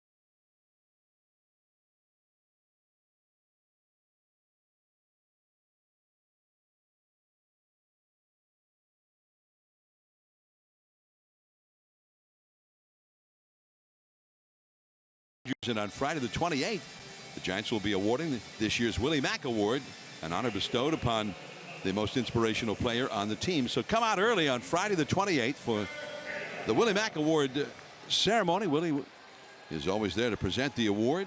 You can go to sfgiants.com for tickets. Giants Dodgers closing out the 2018 season head-to-head starting Friday the 28th. In San Diego for the final time here in 2018, the Giants are trailing 5-3 as the Padres come up in the last of the 5th inning against reliever Pierce Johnson. Francisco Mejia, 22-year-old phenom, and he swings at a high fastball and doesn't get it. A switch hitter, batting left-handed. He had a 50-game hitting streak the year before last. In the minor leagues, hit .342 between single A and double A, and was acquired in the deal that sent Brad Hand and Adam Simber to the Cleveland Indians at the trading deadline this year. He takes the curveball for a ball. 1 ball and 1 strike. Hunter Renfroe is on deck. Not a big guy, 5 feet 10 inches tall, but he got a great swing and lots of power. He hit the grand slam to end the game here on Sunday afternoon. He's got 3 home runs and only 30 at bats since the Padres brought him up. Considered the best hitting catcher in the minor leagues. 2-1 the count, and a mighty cut on that high fastball. He didn't get it. Yeah, well, he's not afraid to swing it. That's some bat speed right there. Francisco Mejia, 22 years old. We watched him throw down to second base, and it was really the first time we got a chance to see his arm, and he is a gifted thrower. And they went a little bit higher still, and he chased that one too. Strike 3.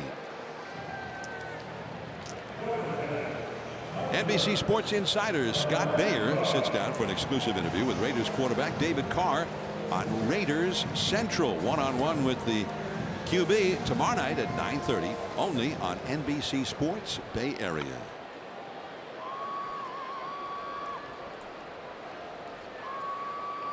Here's Hunter Renfroe. Is grounded to short, flied out deep to center,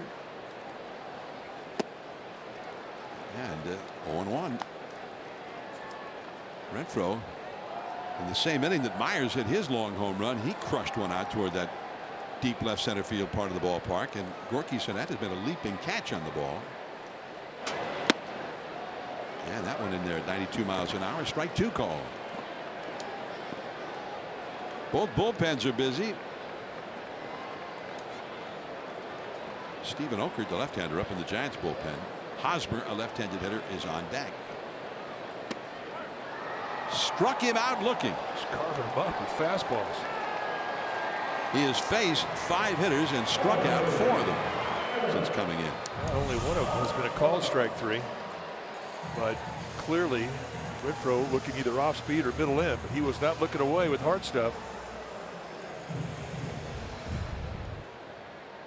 Like Renfroe, like a lot of power guys, they will guess 2 strike. They'll look for a pitch or a location. Hosmer, that's a called strike on the inside. Hosmer walked starting that 5-run second inning rally, and he struck out in the 3rd. 5-3, the Giants are trailing.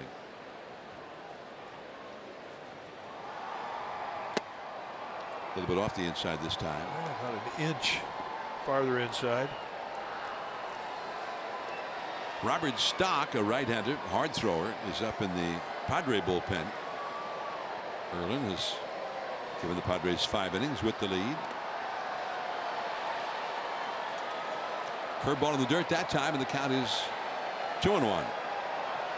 Franmil Reyes, the young slugger, is on deck. All of the scoring in the game occurred in the 2nd inning. We're in the 5th inning now. That's up the middle, base hit.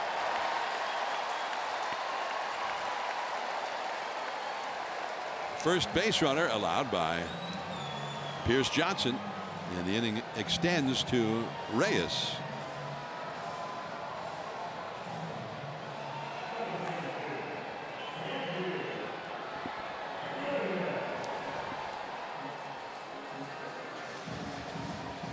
Dodgers got a run in the second. Matt Kemp with a home run, his 20th home run this year. So now it's Colorado 2, the Dodgers 1 in the last half of the second inning in LA.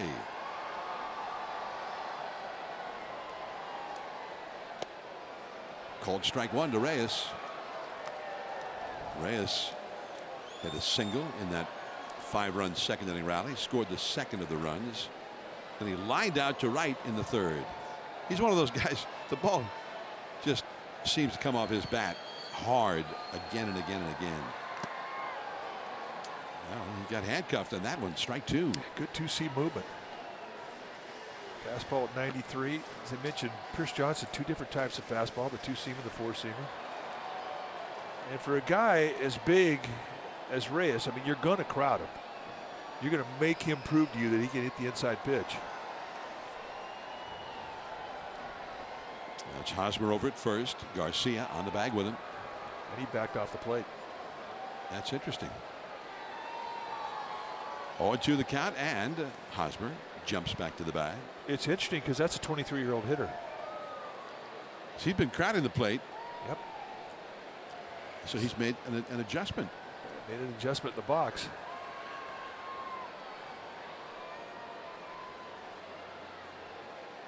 Oh, 2. And he took that one. The guy that was so impressive we saw, the 19-year-old in Washington, Juan Soto, who may end up being the Rookie of the Year in the National League. And he has a 2-strike approach. He's got a whole different looking stance. And the Nationals have made that mandatory now for all their young guys in the minor leagues. They have their 19-year-old, and they say that's how we want it done. That's a base hit for Reyes.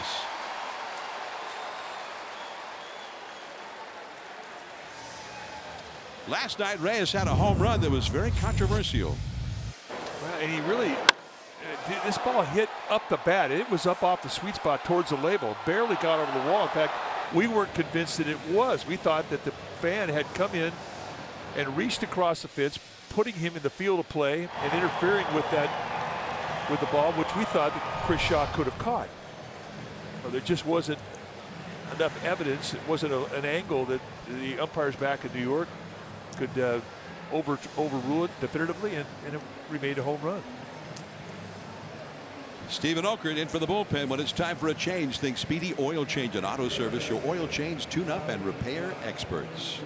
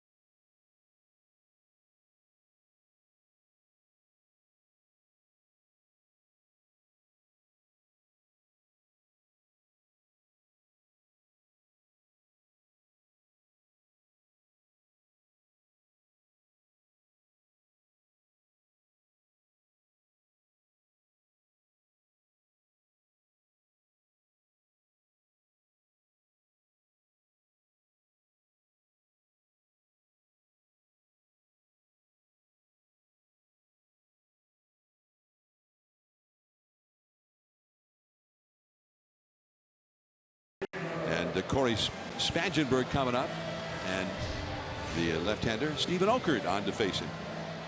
5th time that Okert has come in. He's been really good. 4 strikeouts in 3 innings, no walks, just 1 base runner allowed. And a fastball that goes low 90s for the most part. Every once in a while he'll hump up, hit a mid. Got 2 types of breaking ball from a low 3/4 release. Hosmer at second, Reyes at first, and that is a called strike.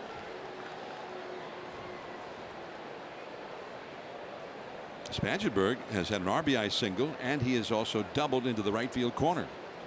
Both of those at bats were against Giants starter Chris Stratton.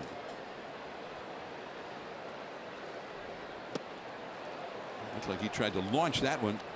0-2. He launched one last night, but it just went foul. That was an impressive foul ball home run. That's an impressive foul ball home run.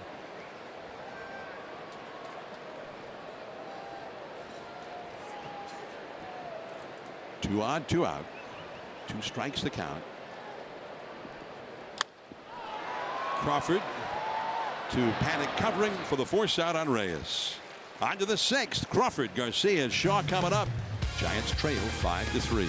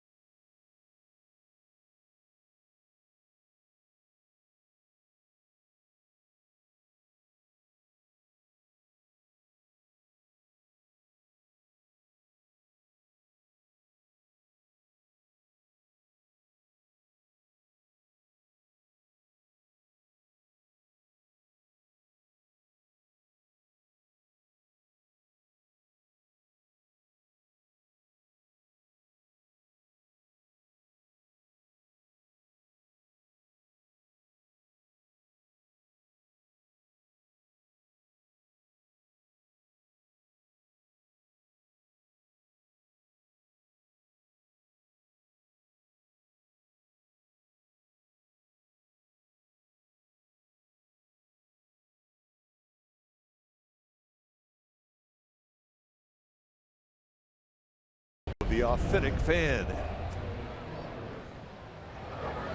Lots of Giants fans in attendance, and nothing new when we come down to San Diego. The attitudes are golden, the colors are orange and black, and we see them all over San Diego when we're out about, and everybody's having fun. New pitcher now for the Padres as we go to the top of the 6th inning. 5-3 Padres. It's going to be Robert Stock, the hard thrower. When it's time for a change, think Speedy Oil Change and Auto Service, your oil change tune-up and repair experts. There you see his body of work in 28 games, 1-1 with a 2.21 ERA. When we say hard thrower, you're going to see mid to high 90s, hard slider and a changeup, basically a 3-pitch guy. And that's another base hit for Crawford. He is 3 for 3. Another line drive hit for him. He's hit the ball hard all 3 times and going to the opposite field a couple of times now. Well, you can tell when his back leg is feeling better. I mean, he's had a problem with his left knee, and at times he hasn't been able to drive and rotate off his back leg. It's not anything that's going to require surgery. He thinks that he can just do rehab and strengthen it, but it is problematic. And as the Giants finish out this year, I mean, you may see him take another couple days off, but it clearly is feeling good tonight because he is swinging the bat well. 3 hits. Garcia, right center field. Reyes in the medium deep right center. And Garcia is 0 for 3. Crawford back to first.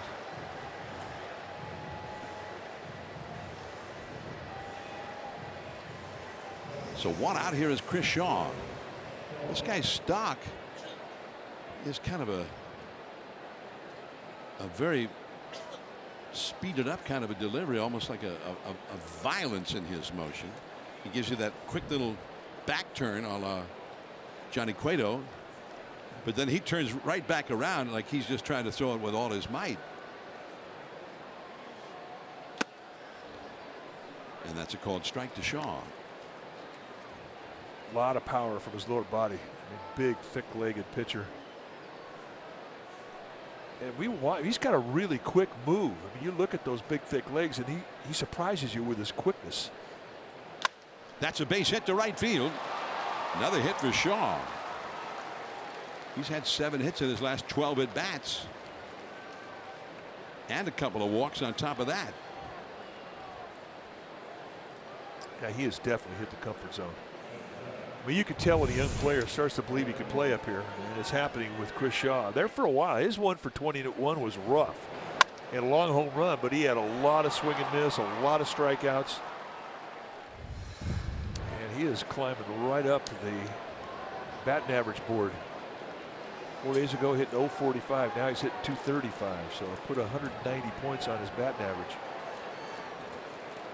Gorky Hernandez is walked and hit into a double play. And that's off the inside.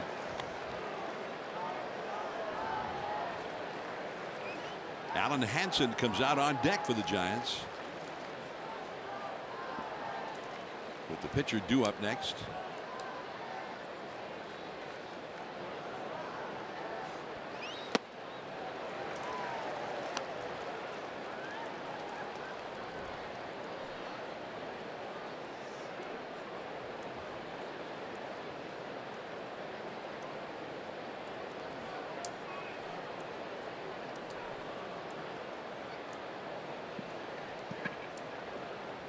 Two on, 1 out. And he pops it up. Catcher. That's Mejia. Well, he didn't see anything but those off-speed pitches, and he just couldn't lay off.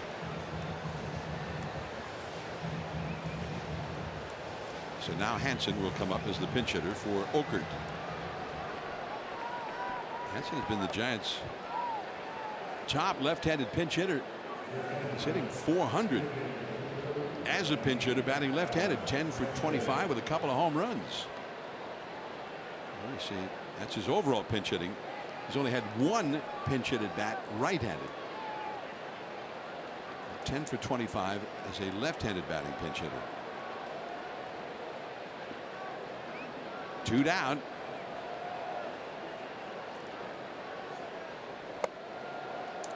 One ball and no strikes. Tie block up a second time. Getting ready to pitch the bottom of the 6th.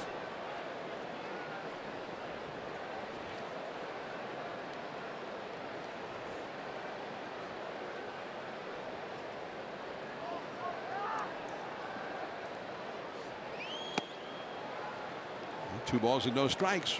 99 miles an hour with that fastball, but off the outside, and he took it. Let's talk about young catchers and the amount of movement that they have when they set their target. And Mejia, Francisco Mejia, the catcher, he's got a lot of movement in him. That one is smoked foul down the right field line. He got it. He was way out in front of a 98-mile-an-hour fastball. Well, you don't get up here unless you can hit 98. And some guys do it better than others. And Hansen, that's his strength, especially when you drop it down and in when he's hitting from the left side. But watch Mejia. Watch the amount of movement that he has. Popped up. There is Renfroe waiting for it. And the inning is over. Giants get a couple of base runners. Two left on. 5-3 Padres.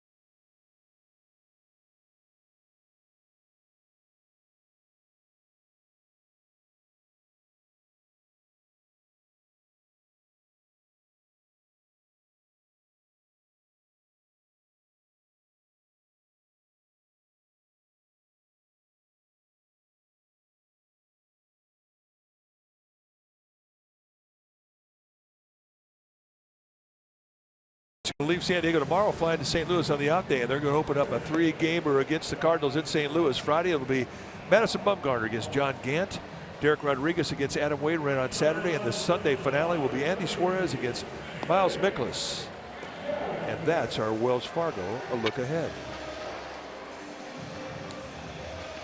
Giants make the pitching change here as we go to the last half of the 6th inning. Ty Block comes in when it's time for a change. Think Speedy, oil change and auto service. Your oil change tune-up and repair experts. 111 innings on the year for Ty Block, who has spent time as a starter. He's transitioned into the bullpen. He really has done everything the Giants have asked him to do. He's had a solid season.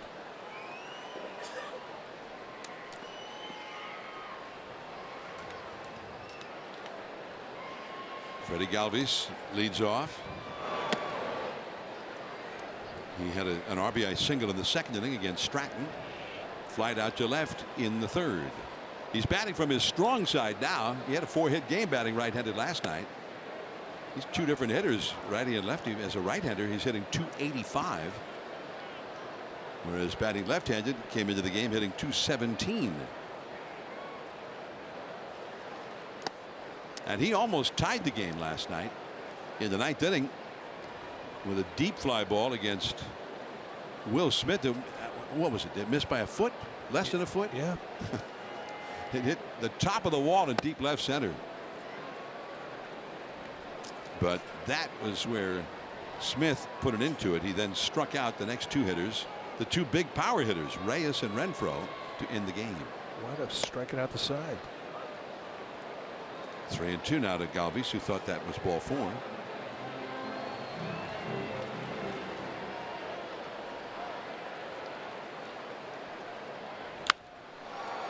And a nice pick there by Longoria in the dirt, and another nice pick by Aramis Garcia. 1 away. Watch Longoria, and I really believe that he's more comfortable throwing off the right foot than the left foot. This is a beautiful play. Talking a good example of nice soft hands, but off as he takes his stride with his left foot, he's not as accurate, not as comfortable as when he throws off his right foot. So a nice dig from Garcia to save an error. That was not an easy play from Garcia's perspective. Here's Margot. Popped up foul and out of play. Margot knocked in a run with a sacrifice fly in the 2nd inning. That tied the game at 3 at that time. He then struck out in the 4th inning. The bunt, but foul. He's got excellent speed. Well, that would have been interesting had it been fair with his speed. And I say that because Ty Block is one of the best fielding pitchers that the Giants have in their whole organization. I mean, he really is a good defensive pitcher. Once he throws the ball, you become a defender, and he takes that seriously.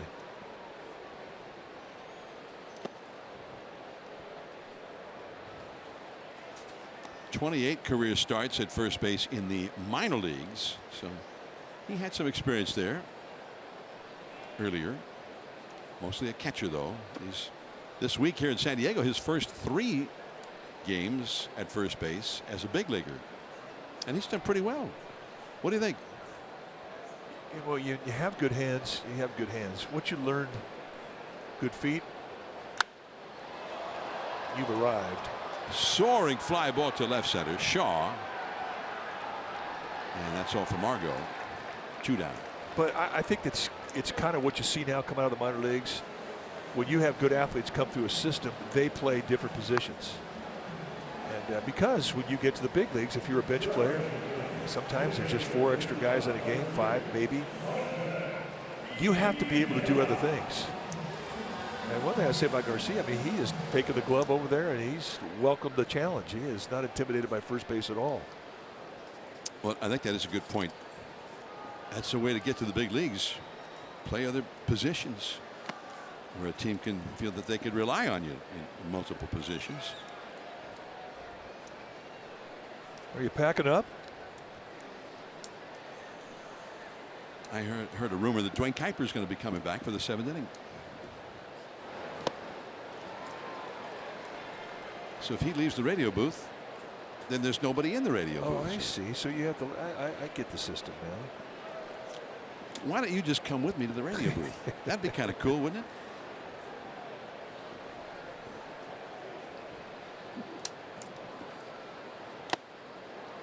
Kipe's got a good rhythm going with just him over there in the radio. Why break that up? Let him.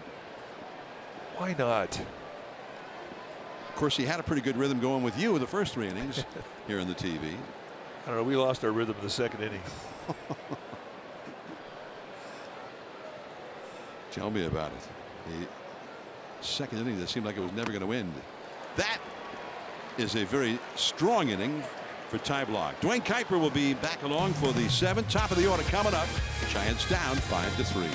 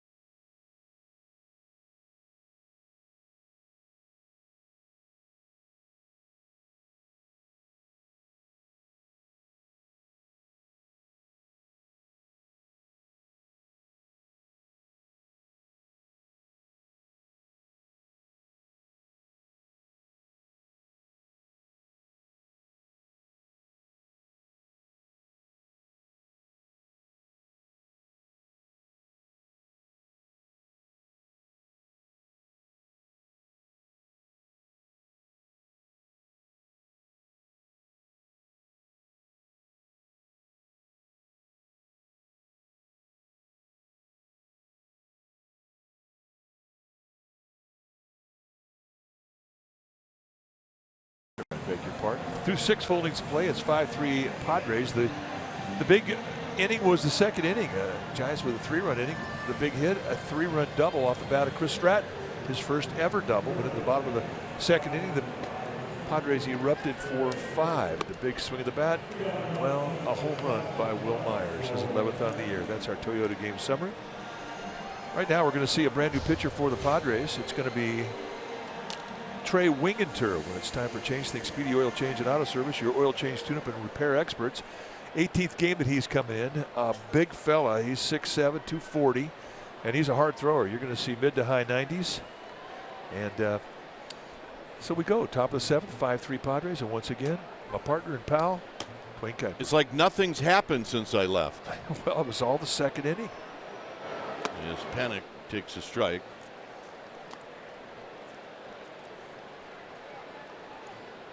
Trey Wingentur from Huntsville, Alabama. Went to Auburn University.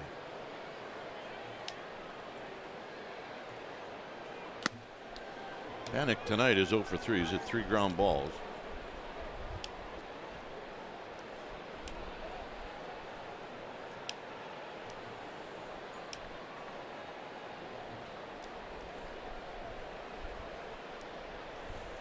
Hunter Pence on deck.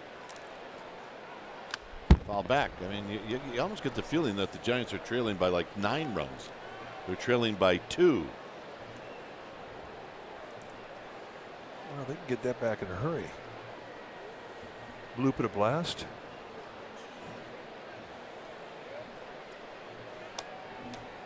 And they've been swinging the bats well, scoring runs.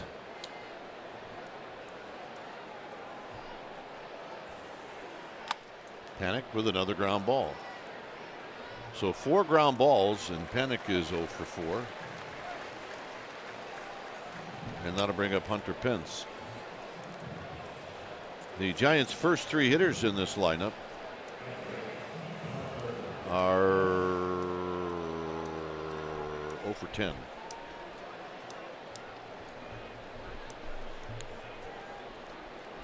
But we're just in the 7th inning. Oh yeah, there's time.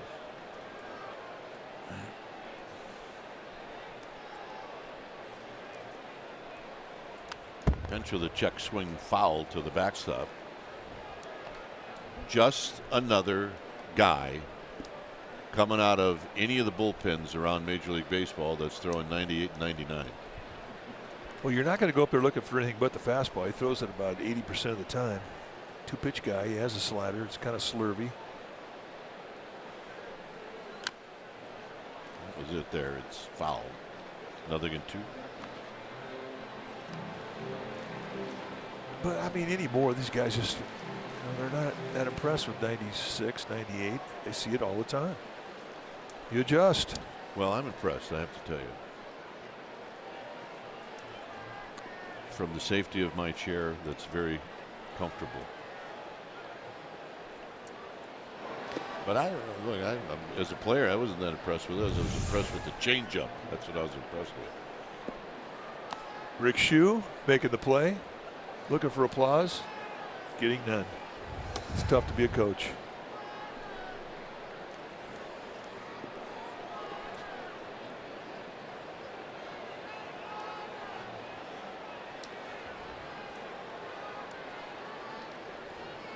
Pence takes low.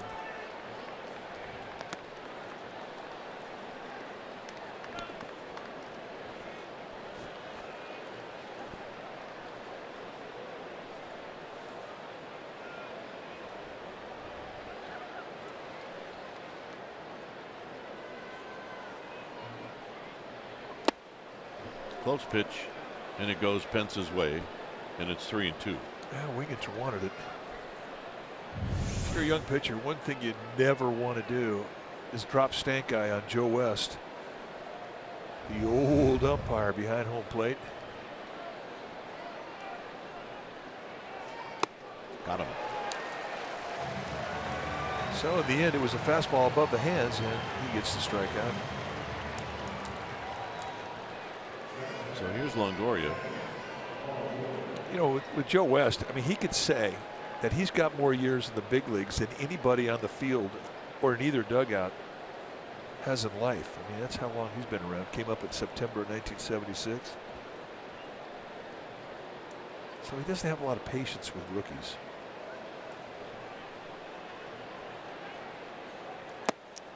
And Longoria takes low.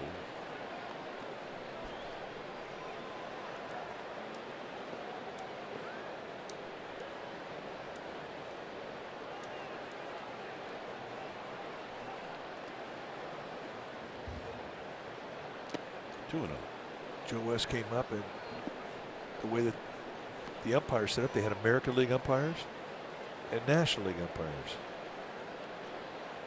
And now there's just the world umpires. And I think that's good for umpires. They get a chance to see every stadium, move around, see every organization. Pulled foul past Ron Wouters, who wisely let it go by. But if you bring that topic up with Ed Montague, who's one of the umpiring supervisors that is based in the Bay Area, and we see a lot of it at AT&T Park. Eddie will tell you, he didn't like it when they broke up the two separate umpiring crews, the American League and the National League, and they went to just one union.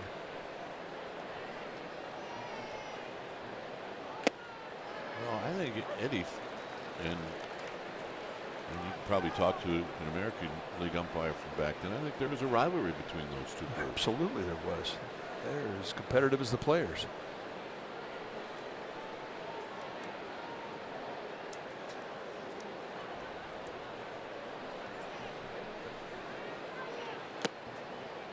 But in the end, a good umpire is a good umpire.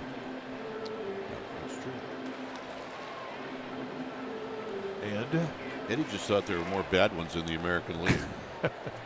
well, I think that was the opinion the National League umpires had of the American League and vice versa. A lot of pride in both camps. Pulled foul. Well, you played both leagues. Was there a difference? No, I liked them all. I mean, I got to know more of the American League umpires because I was on the field more in the American League.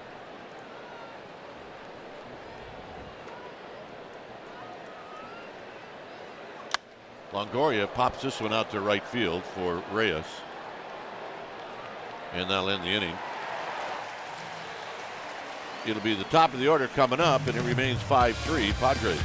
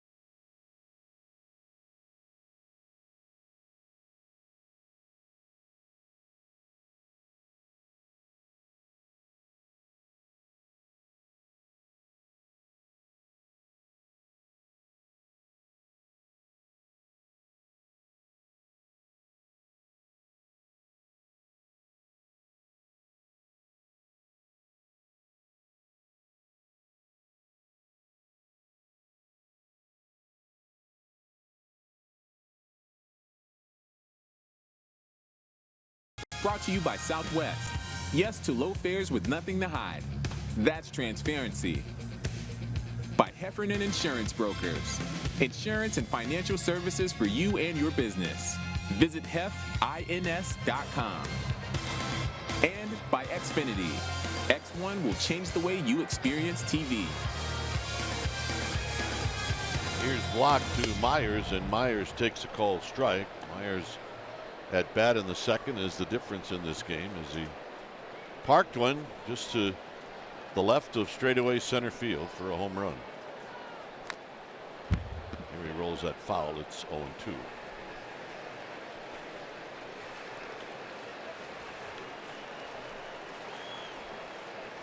The home run for Myers was his 11th.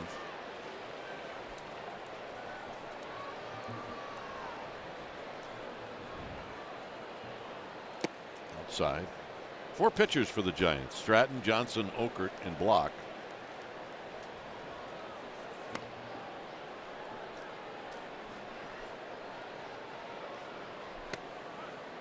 Got him, and Myers knew it. This is what we're talking about, the home run. He capped off a 5-run second inning. Well, 2-strike swing of the bat too. I mean, it really hurt Chris Stratton, who just after he hit the double came out in the second inning, just could not find his rhythm, and he was up. We haven't seen him make mistakes to location in the previous 5 starts. Problem was, Mike, is he looked so sharp in the first. Well, I really believe that he got out of whack when he hit the double. I wish he hadn't hit the double. I know. I think he's thinking the same thing. It would be 0-0 then.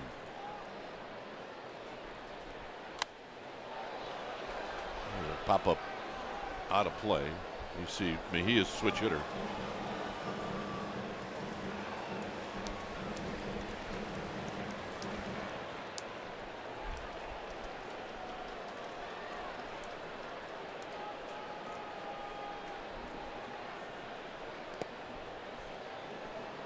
Renfro's on deck. We're in the bottom of the 8th inning. Last game here in San Diego this year. The first 4 games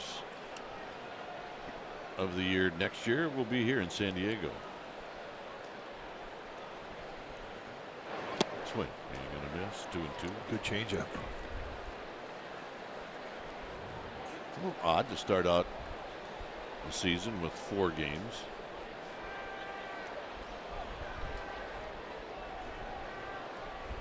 Probably means you got a 2-game series somewhere down the road. On the ground to Crawford. Crawford throw a bit high, but Garcia stays on the bag. 2 down. So Ty Block backed up that changeup with another changeup. And I think that's one thing that Francisco Mejia is going to see a whole bunch of, and that's off-speed stuff.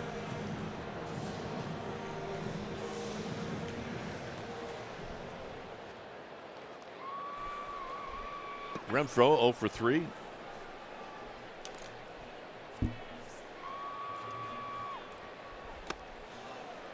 I mean, Mejia could hit the fastball. He had a 50-game hitting streak in the minor leagues. Wow. Craig Stammen, setup man, starting to get heated up. So they must have kept pumping him fastballs in the Hit a minor lot of those leagues. fastballs, you bet. Up here, he's going to get softballed to death. But, I mean, if you're a great player, you're going to make the adjustment. It's just how it works. See Madison Bumgarner talking it over with Kurt Young. He's the Friday night starter. Hundley, the lob to end the inning. Ty Block's done a nice job. 6 up, 6 down. Hundley to lead things off by 3. Padres.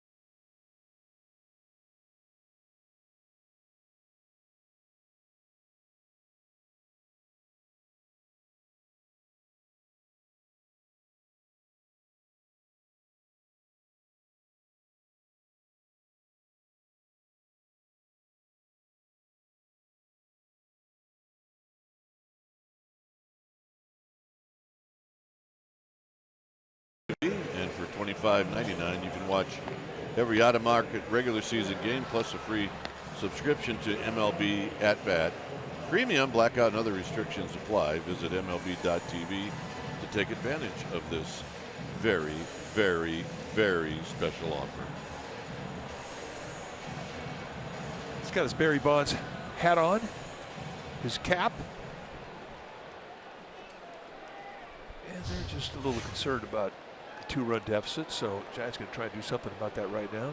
Craig Stammen, the new pitcher for the Padres, he's their setup man, sinker slider guy.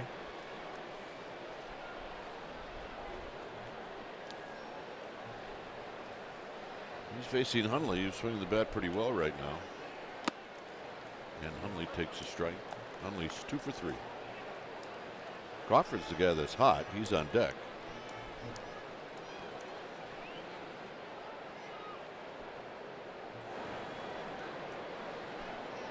Going with the rally glasses from last night. Yeah, I saw you put those on. Hey, they worked last night. at the end of the year. We're kind of reaching for anything we can grab right now. Anything that generates offense. Clearly, the guys in the studio on the postgame show are doing the same thing. Yeah, they made us laugh last night. Good effort. 1 and 2. That is a fun show to watch. They do a great job.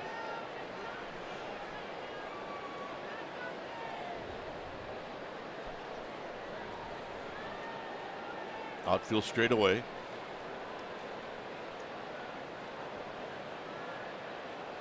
You know, we watched them during the 11-game losing streak the Giants had, and you know they were good shows.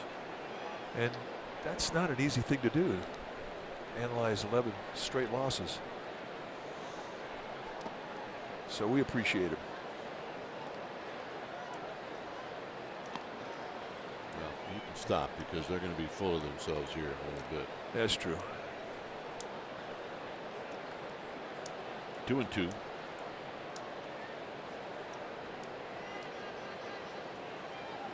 Giants need base runners.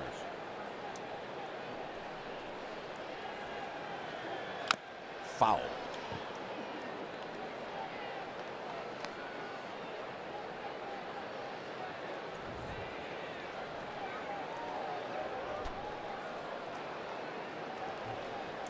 Two balls, 2 strikes.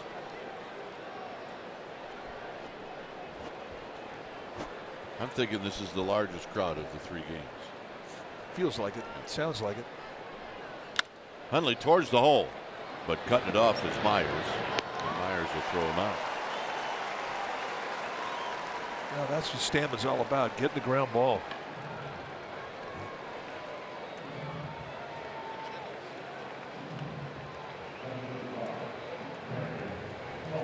So here's Crawford. Crawford's got 3 singles. He scored a run.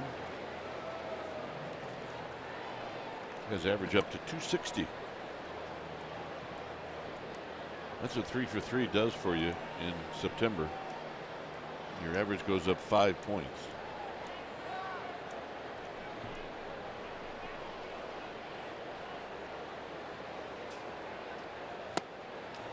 Oh, and 1 to Brandon Crawford. Forgot the pom-poms. The Giants need base runners. Yeah, those are the rally pom-poms. And the pom-poms have captured the imagination.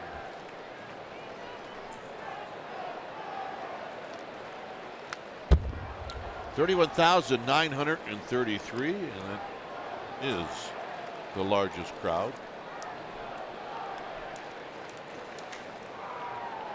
of the series.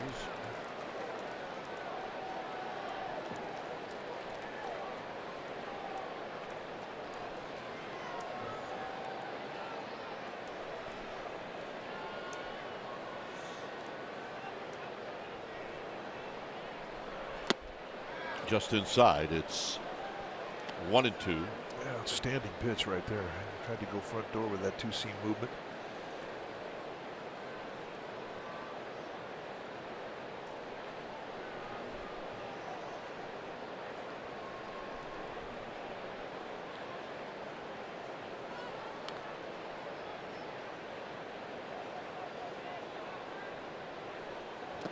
And Crawford out swinging on a pitch down and in. So he followed the front door sink up with back foot slider, and he gets him. It took Stammen 5 shakes to get to this call. Remember, he is a young catcher. That's a veteran pitcher out there, and he was very patient to get what he wanted. He wanted to back foot him, and he got Crawford to bite. So here's Garcia.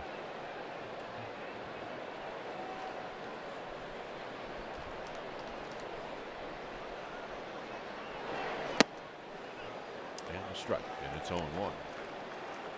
Pretty consistent zone tonight for Joe West. Yeah, he's done a good job.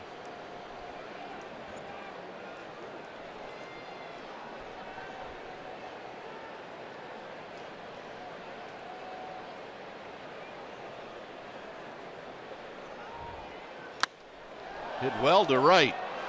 Ray is back. Looking up. It is out of here.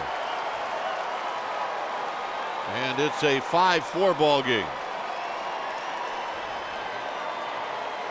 Tell you what, it's not easy going opposite field here in San Diego. No, and that's a reputation home run right there. When you're a right-handed hitter, you get to this league and you're playing in San Diego and you take a sinker baller out to right field and you hit it over the wall, you have just gained reputation. Boy, a beautiful swing, and his head stays absolutely on the ball through the swing. And just backspin it right over the, you can hit the top of the wall and bounced over. That's an impressive swing of the bat. Yep.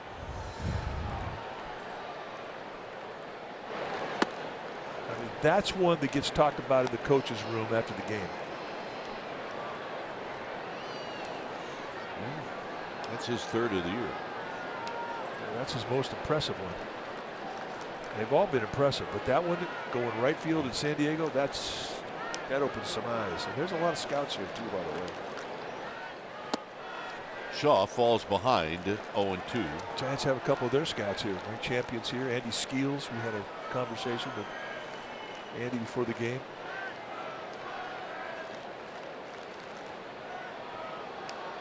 Andy Skeels was a manager before he was a scout, and he's managed a lot of the Giants in the minor league level. And he's excited about this guy. They all are.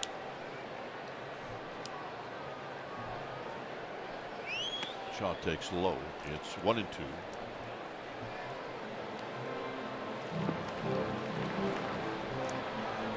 I'm not really quite sure he is aware of what he just did. How special an opposite field home run to right field in this ballpark is for a right-handed hitter. Nick Hundley, who played for the Padres, I think he maybe explained it to him right. Do you know what you just did, kid?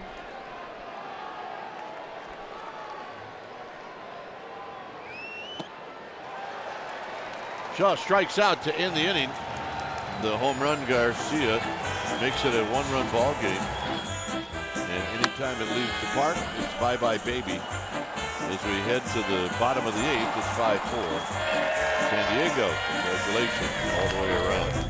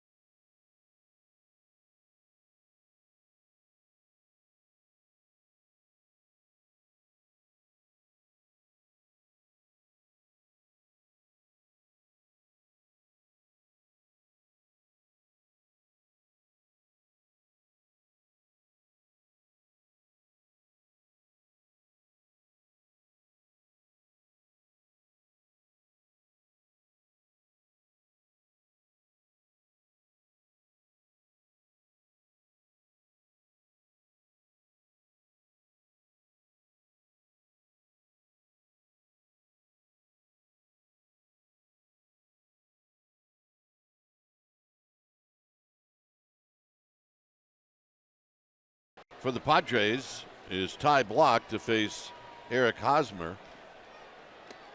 And Hosmer looks at a strike. Hosmer 1 for 2.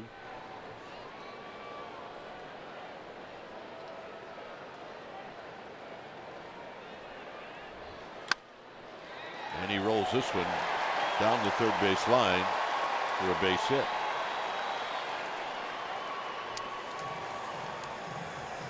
Be Giants and Cardinals on Friday night, KNTV and the Giants Television Network. And then we'll be back on NBC Sports Bay Area Sunday morning at 11 with an hour-long pregame live at 10. Also streaming live on the NBC Sports app.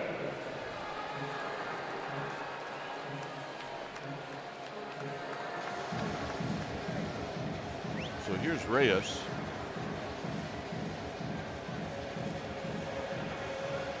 Bruce Bochy just told Evan Longoria to go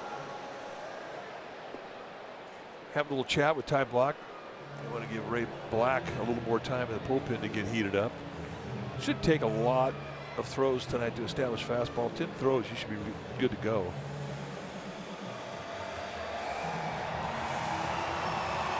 So here comes Bruce Bochy.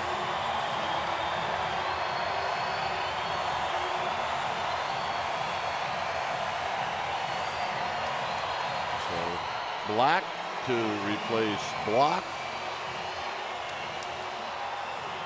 here in the 8th inning. And as Ty Block departs, we're going to take a break. It's 5-4, and we'll be back.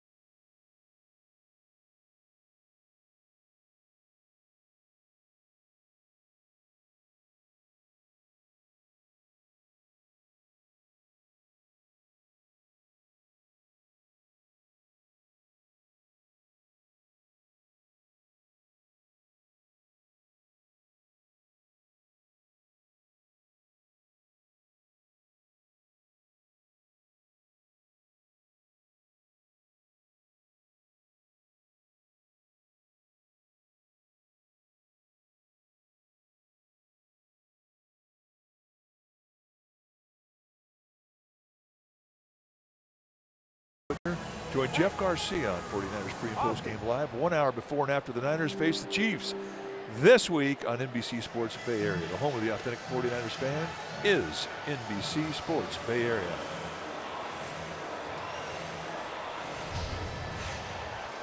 So there's your new pitcher. It's Ray Black.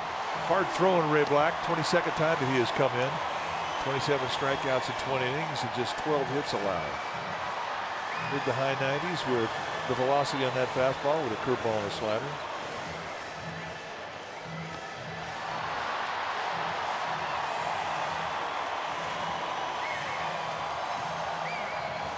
And the first hitter that he'll be facing is going to be Reyes. So we got a couple of big fellas going at each other. Well, it's power on power, that's for sure. You got a guy that can throw at 99, 100 on occasion, and you got a guy that can hit him as far as anybody on this Padres team.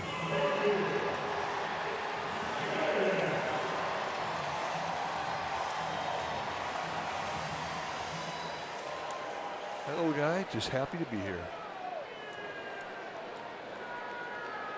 Kind of like you and me. Very true. Reyes does have 2 hits, and his only out was a line drive to right field.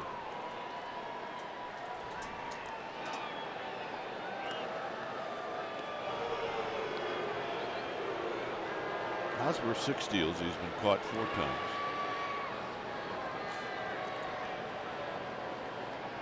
Talk about the high velocity of Ray Black. I mean, he's still just throwing a 4-seam fastball. I mean, he's going to pick up the 2-seam fastball when he's up here. He'll learn to do that.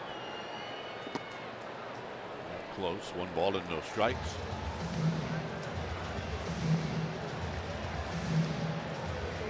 He said he was going to have a talk before the season this year with Bobby Evans and say, I'm done. I'm going to go into my family business and I'm done with baseball. And Bobby talked him into coming back, going to spring, and look, here he is in the big leagues. He starts telling the story and he gets choked up. Well, right now he needs to throw a strike.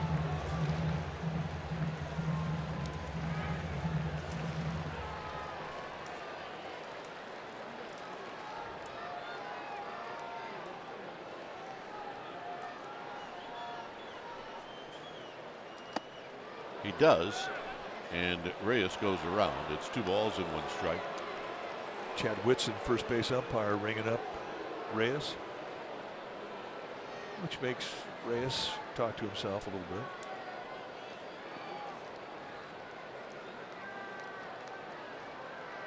See Reyes with that elbow protector. It's a gold elbow protector. I mean, that's, I don't know if you want to make a target on your elbow. On a play, it's pretty funny. It's the first thing I noticed. Well, you can't help but see it if you're on that mound. I mean, you're best to put something in there that's just going to blend in with your sleeves. Yeah, agreed.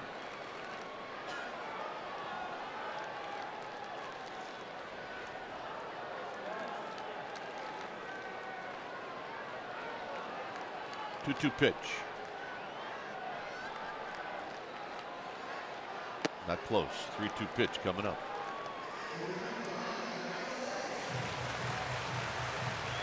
Now, every time he's throwing that breaking ball, he's missed.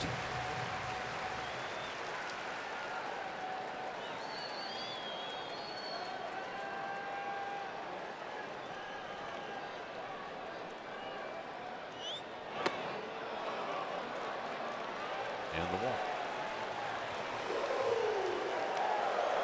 Well, that is not exactly what Black wanted to do, especially when you get a target like that guy.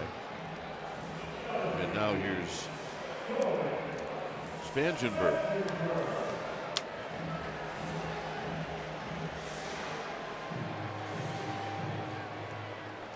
Spangenberg is single, doubled, and he's bounced out to Crawford. We tried to see him sacrifice in the second inning. He may try and bunt here.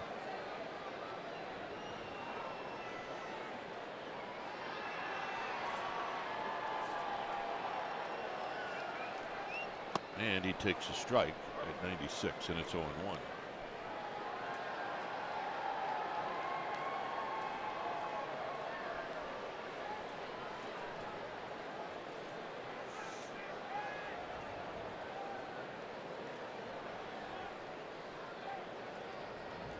Hosmer and Reyes are your base runners.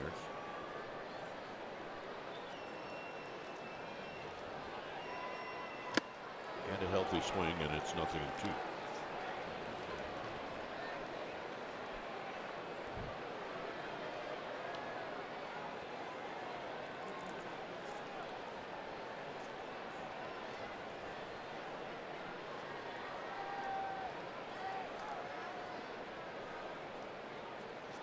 Galvis to follow.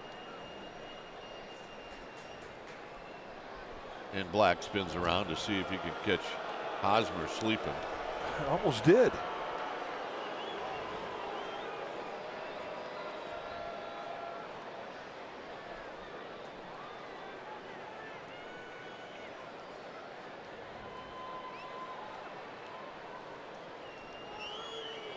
Got him swinging at 100 miles per hour. He just sat him down.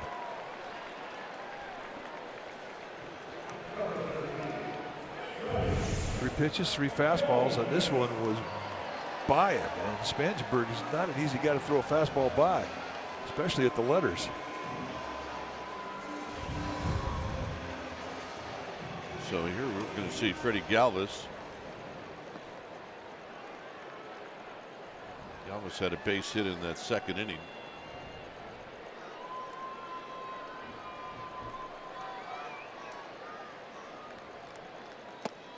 And he takes a low. He almost threw that one right by Nick Hundley.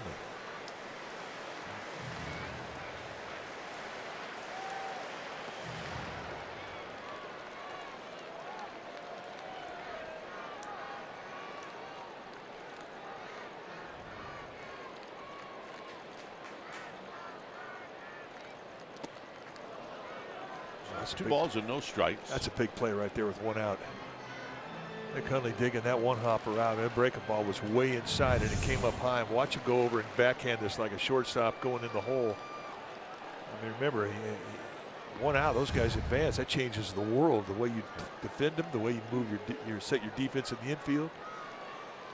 Great play.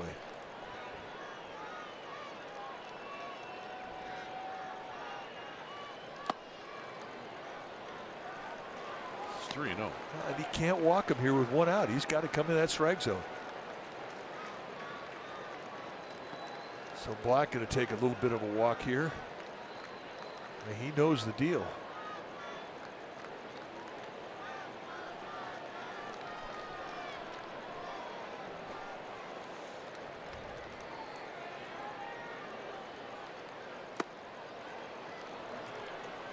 And he drops a strike in to make it 3-1. And again. And again.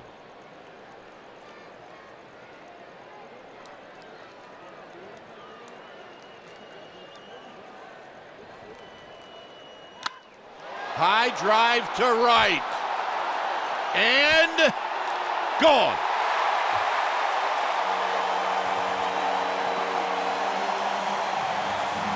I don't believe Freddie Galvis is too impressed with that fastball. 12th home run of the year for Galvis.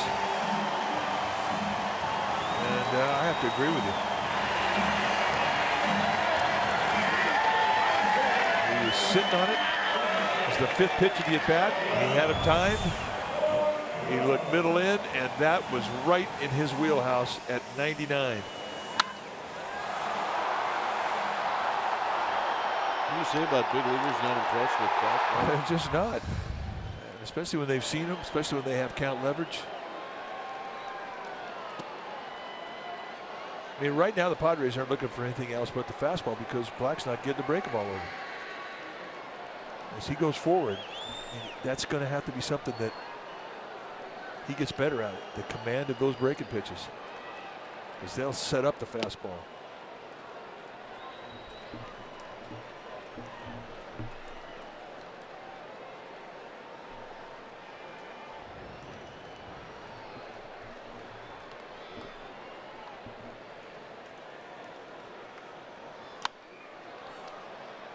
This pop-up is going to be tracked down by Joe Panik, who's going to make a basket catch. 2 outs.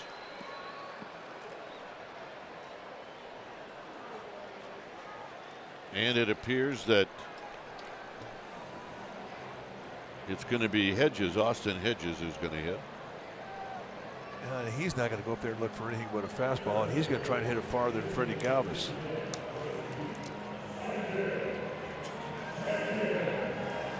14 home runs for Hedges. 10 of those have come after the All-Star break, so he's had a really good second half. And he's thinking long ball right now because he is a confident hitter. And that's what Black has to do. He's got to get that breaking pitch over.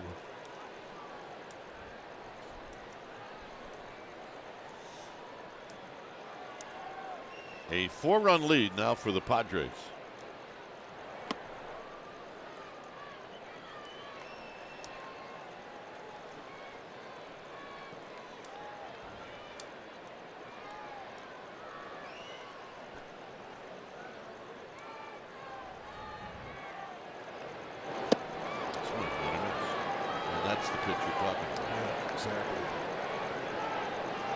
Set it up was getting strike one over with that curveball. Galvis with the big hit in this game. He has created space. There's some anger behind that fastball.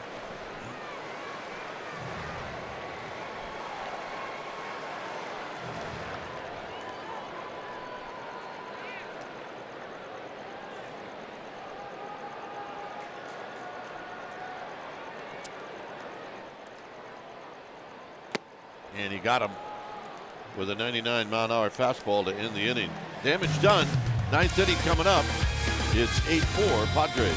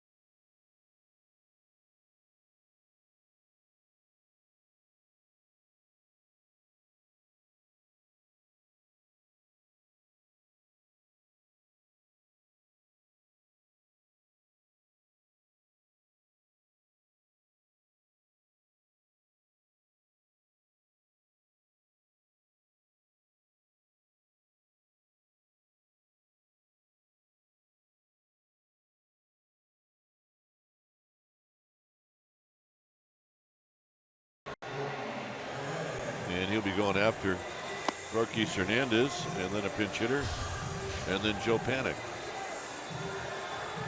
See Phil Maton, what he has done in 42 games, 4.26 ERA, 52 strikeouts in 44 1/3. Maton's got good stuff. He's got a mid-90s fastball, 3 types of specialty pitch.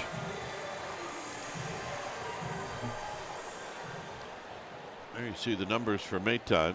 Gorkis Hernandez tonight is 0 for 2.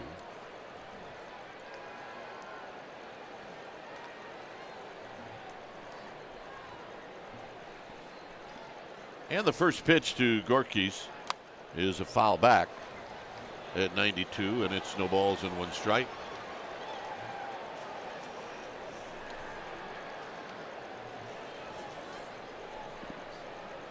Gregor Blanco's on deck.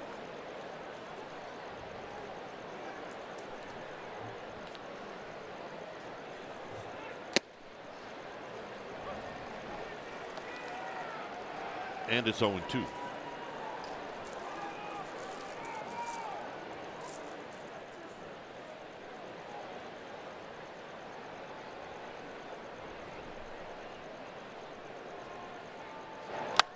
Pop up. Right field, Reyes. He's got plenty of room and time, and he makes the catch.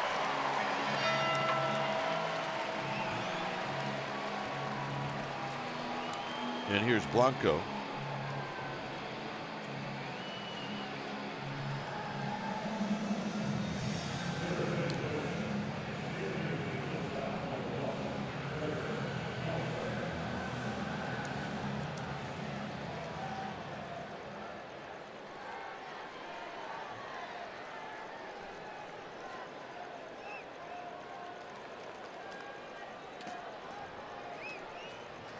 So here's Gregor Blanco.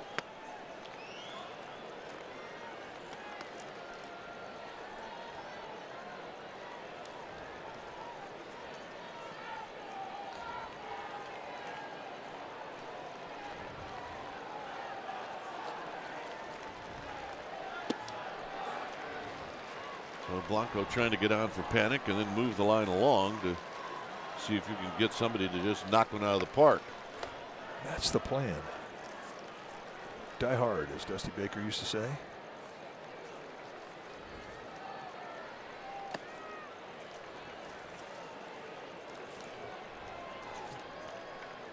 It's so true.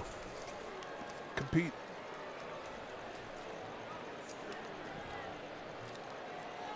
You never know. 3-0. You never know. Make it interesting. No clock in baseball.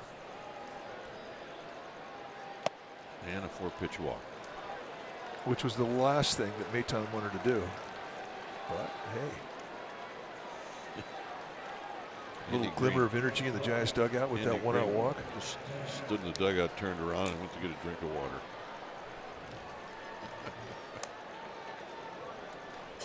Here's Panik.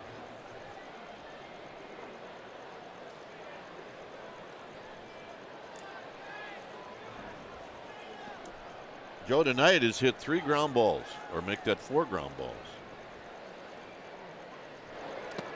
And he takes the pitch in. That's 5 balls.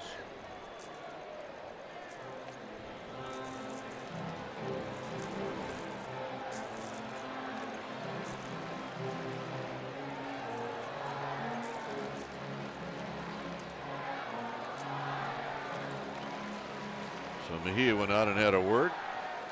I'd like to know what Mejia was going to tell Maton. I mean, that's the problem with a young pitcher. I mean, you have to learn when to go out there, when not to go out there.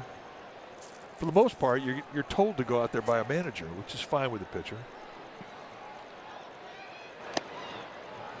Ball 6. But when they start going out there on their own, veteran pitchers can lose a little patience with it.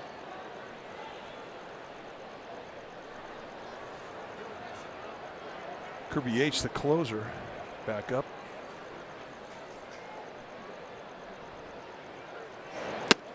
And a strike. And that was a gift. Didn't have to be. You're right. Take a look at the 2-0 breaking ball.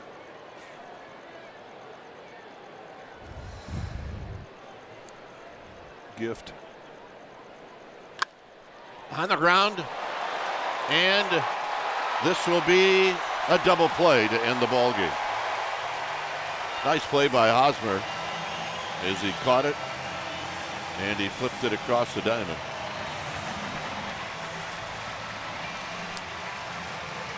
So the final game of the series goes to the Padres, and it looked good for the Giants for a while when Stratton doubled in 3 runs to make it 3-0.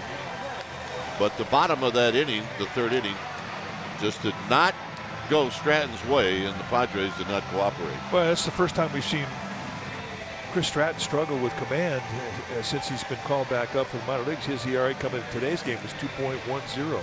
He's been pitching beautifully. So a little out of whack with the double, and the Padres, to their advantage, they took full advantage of it.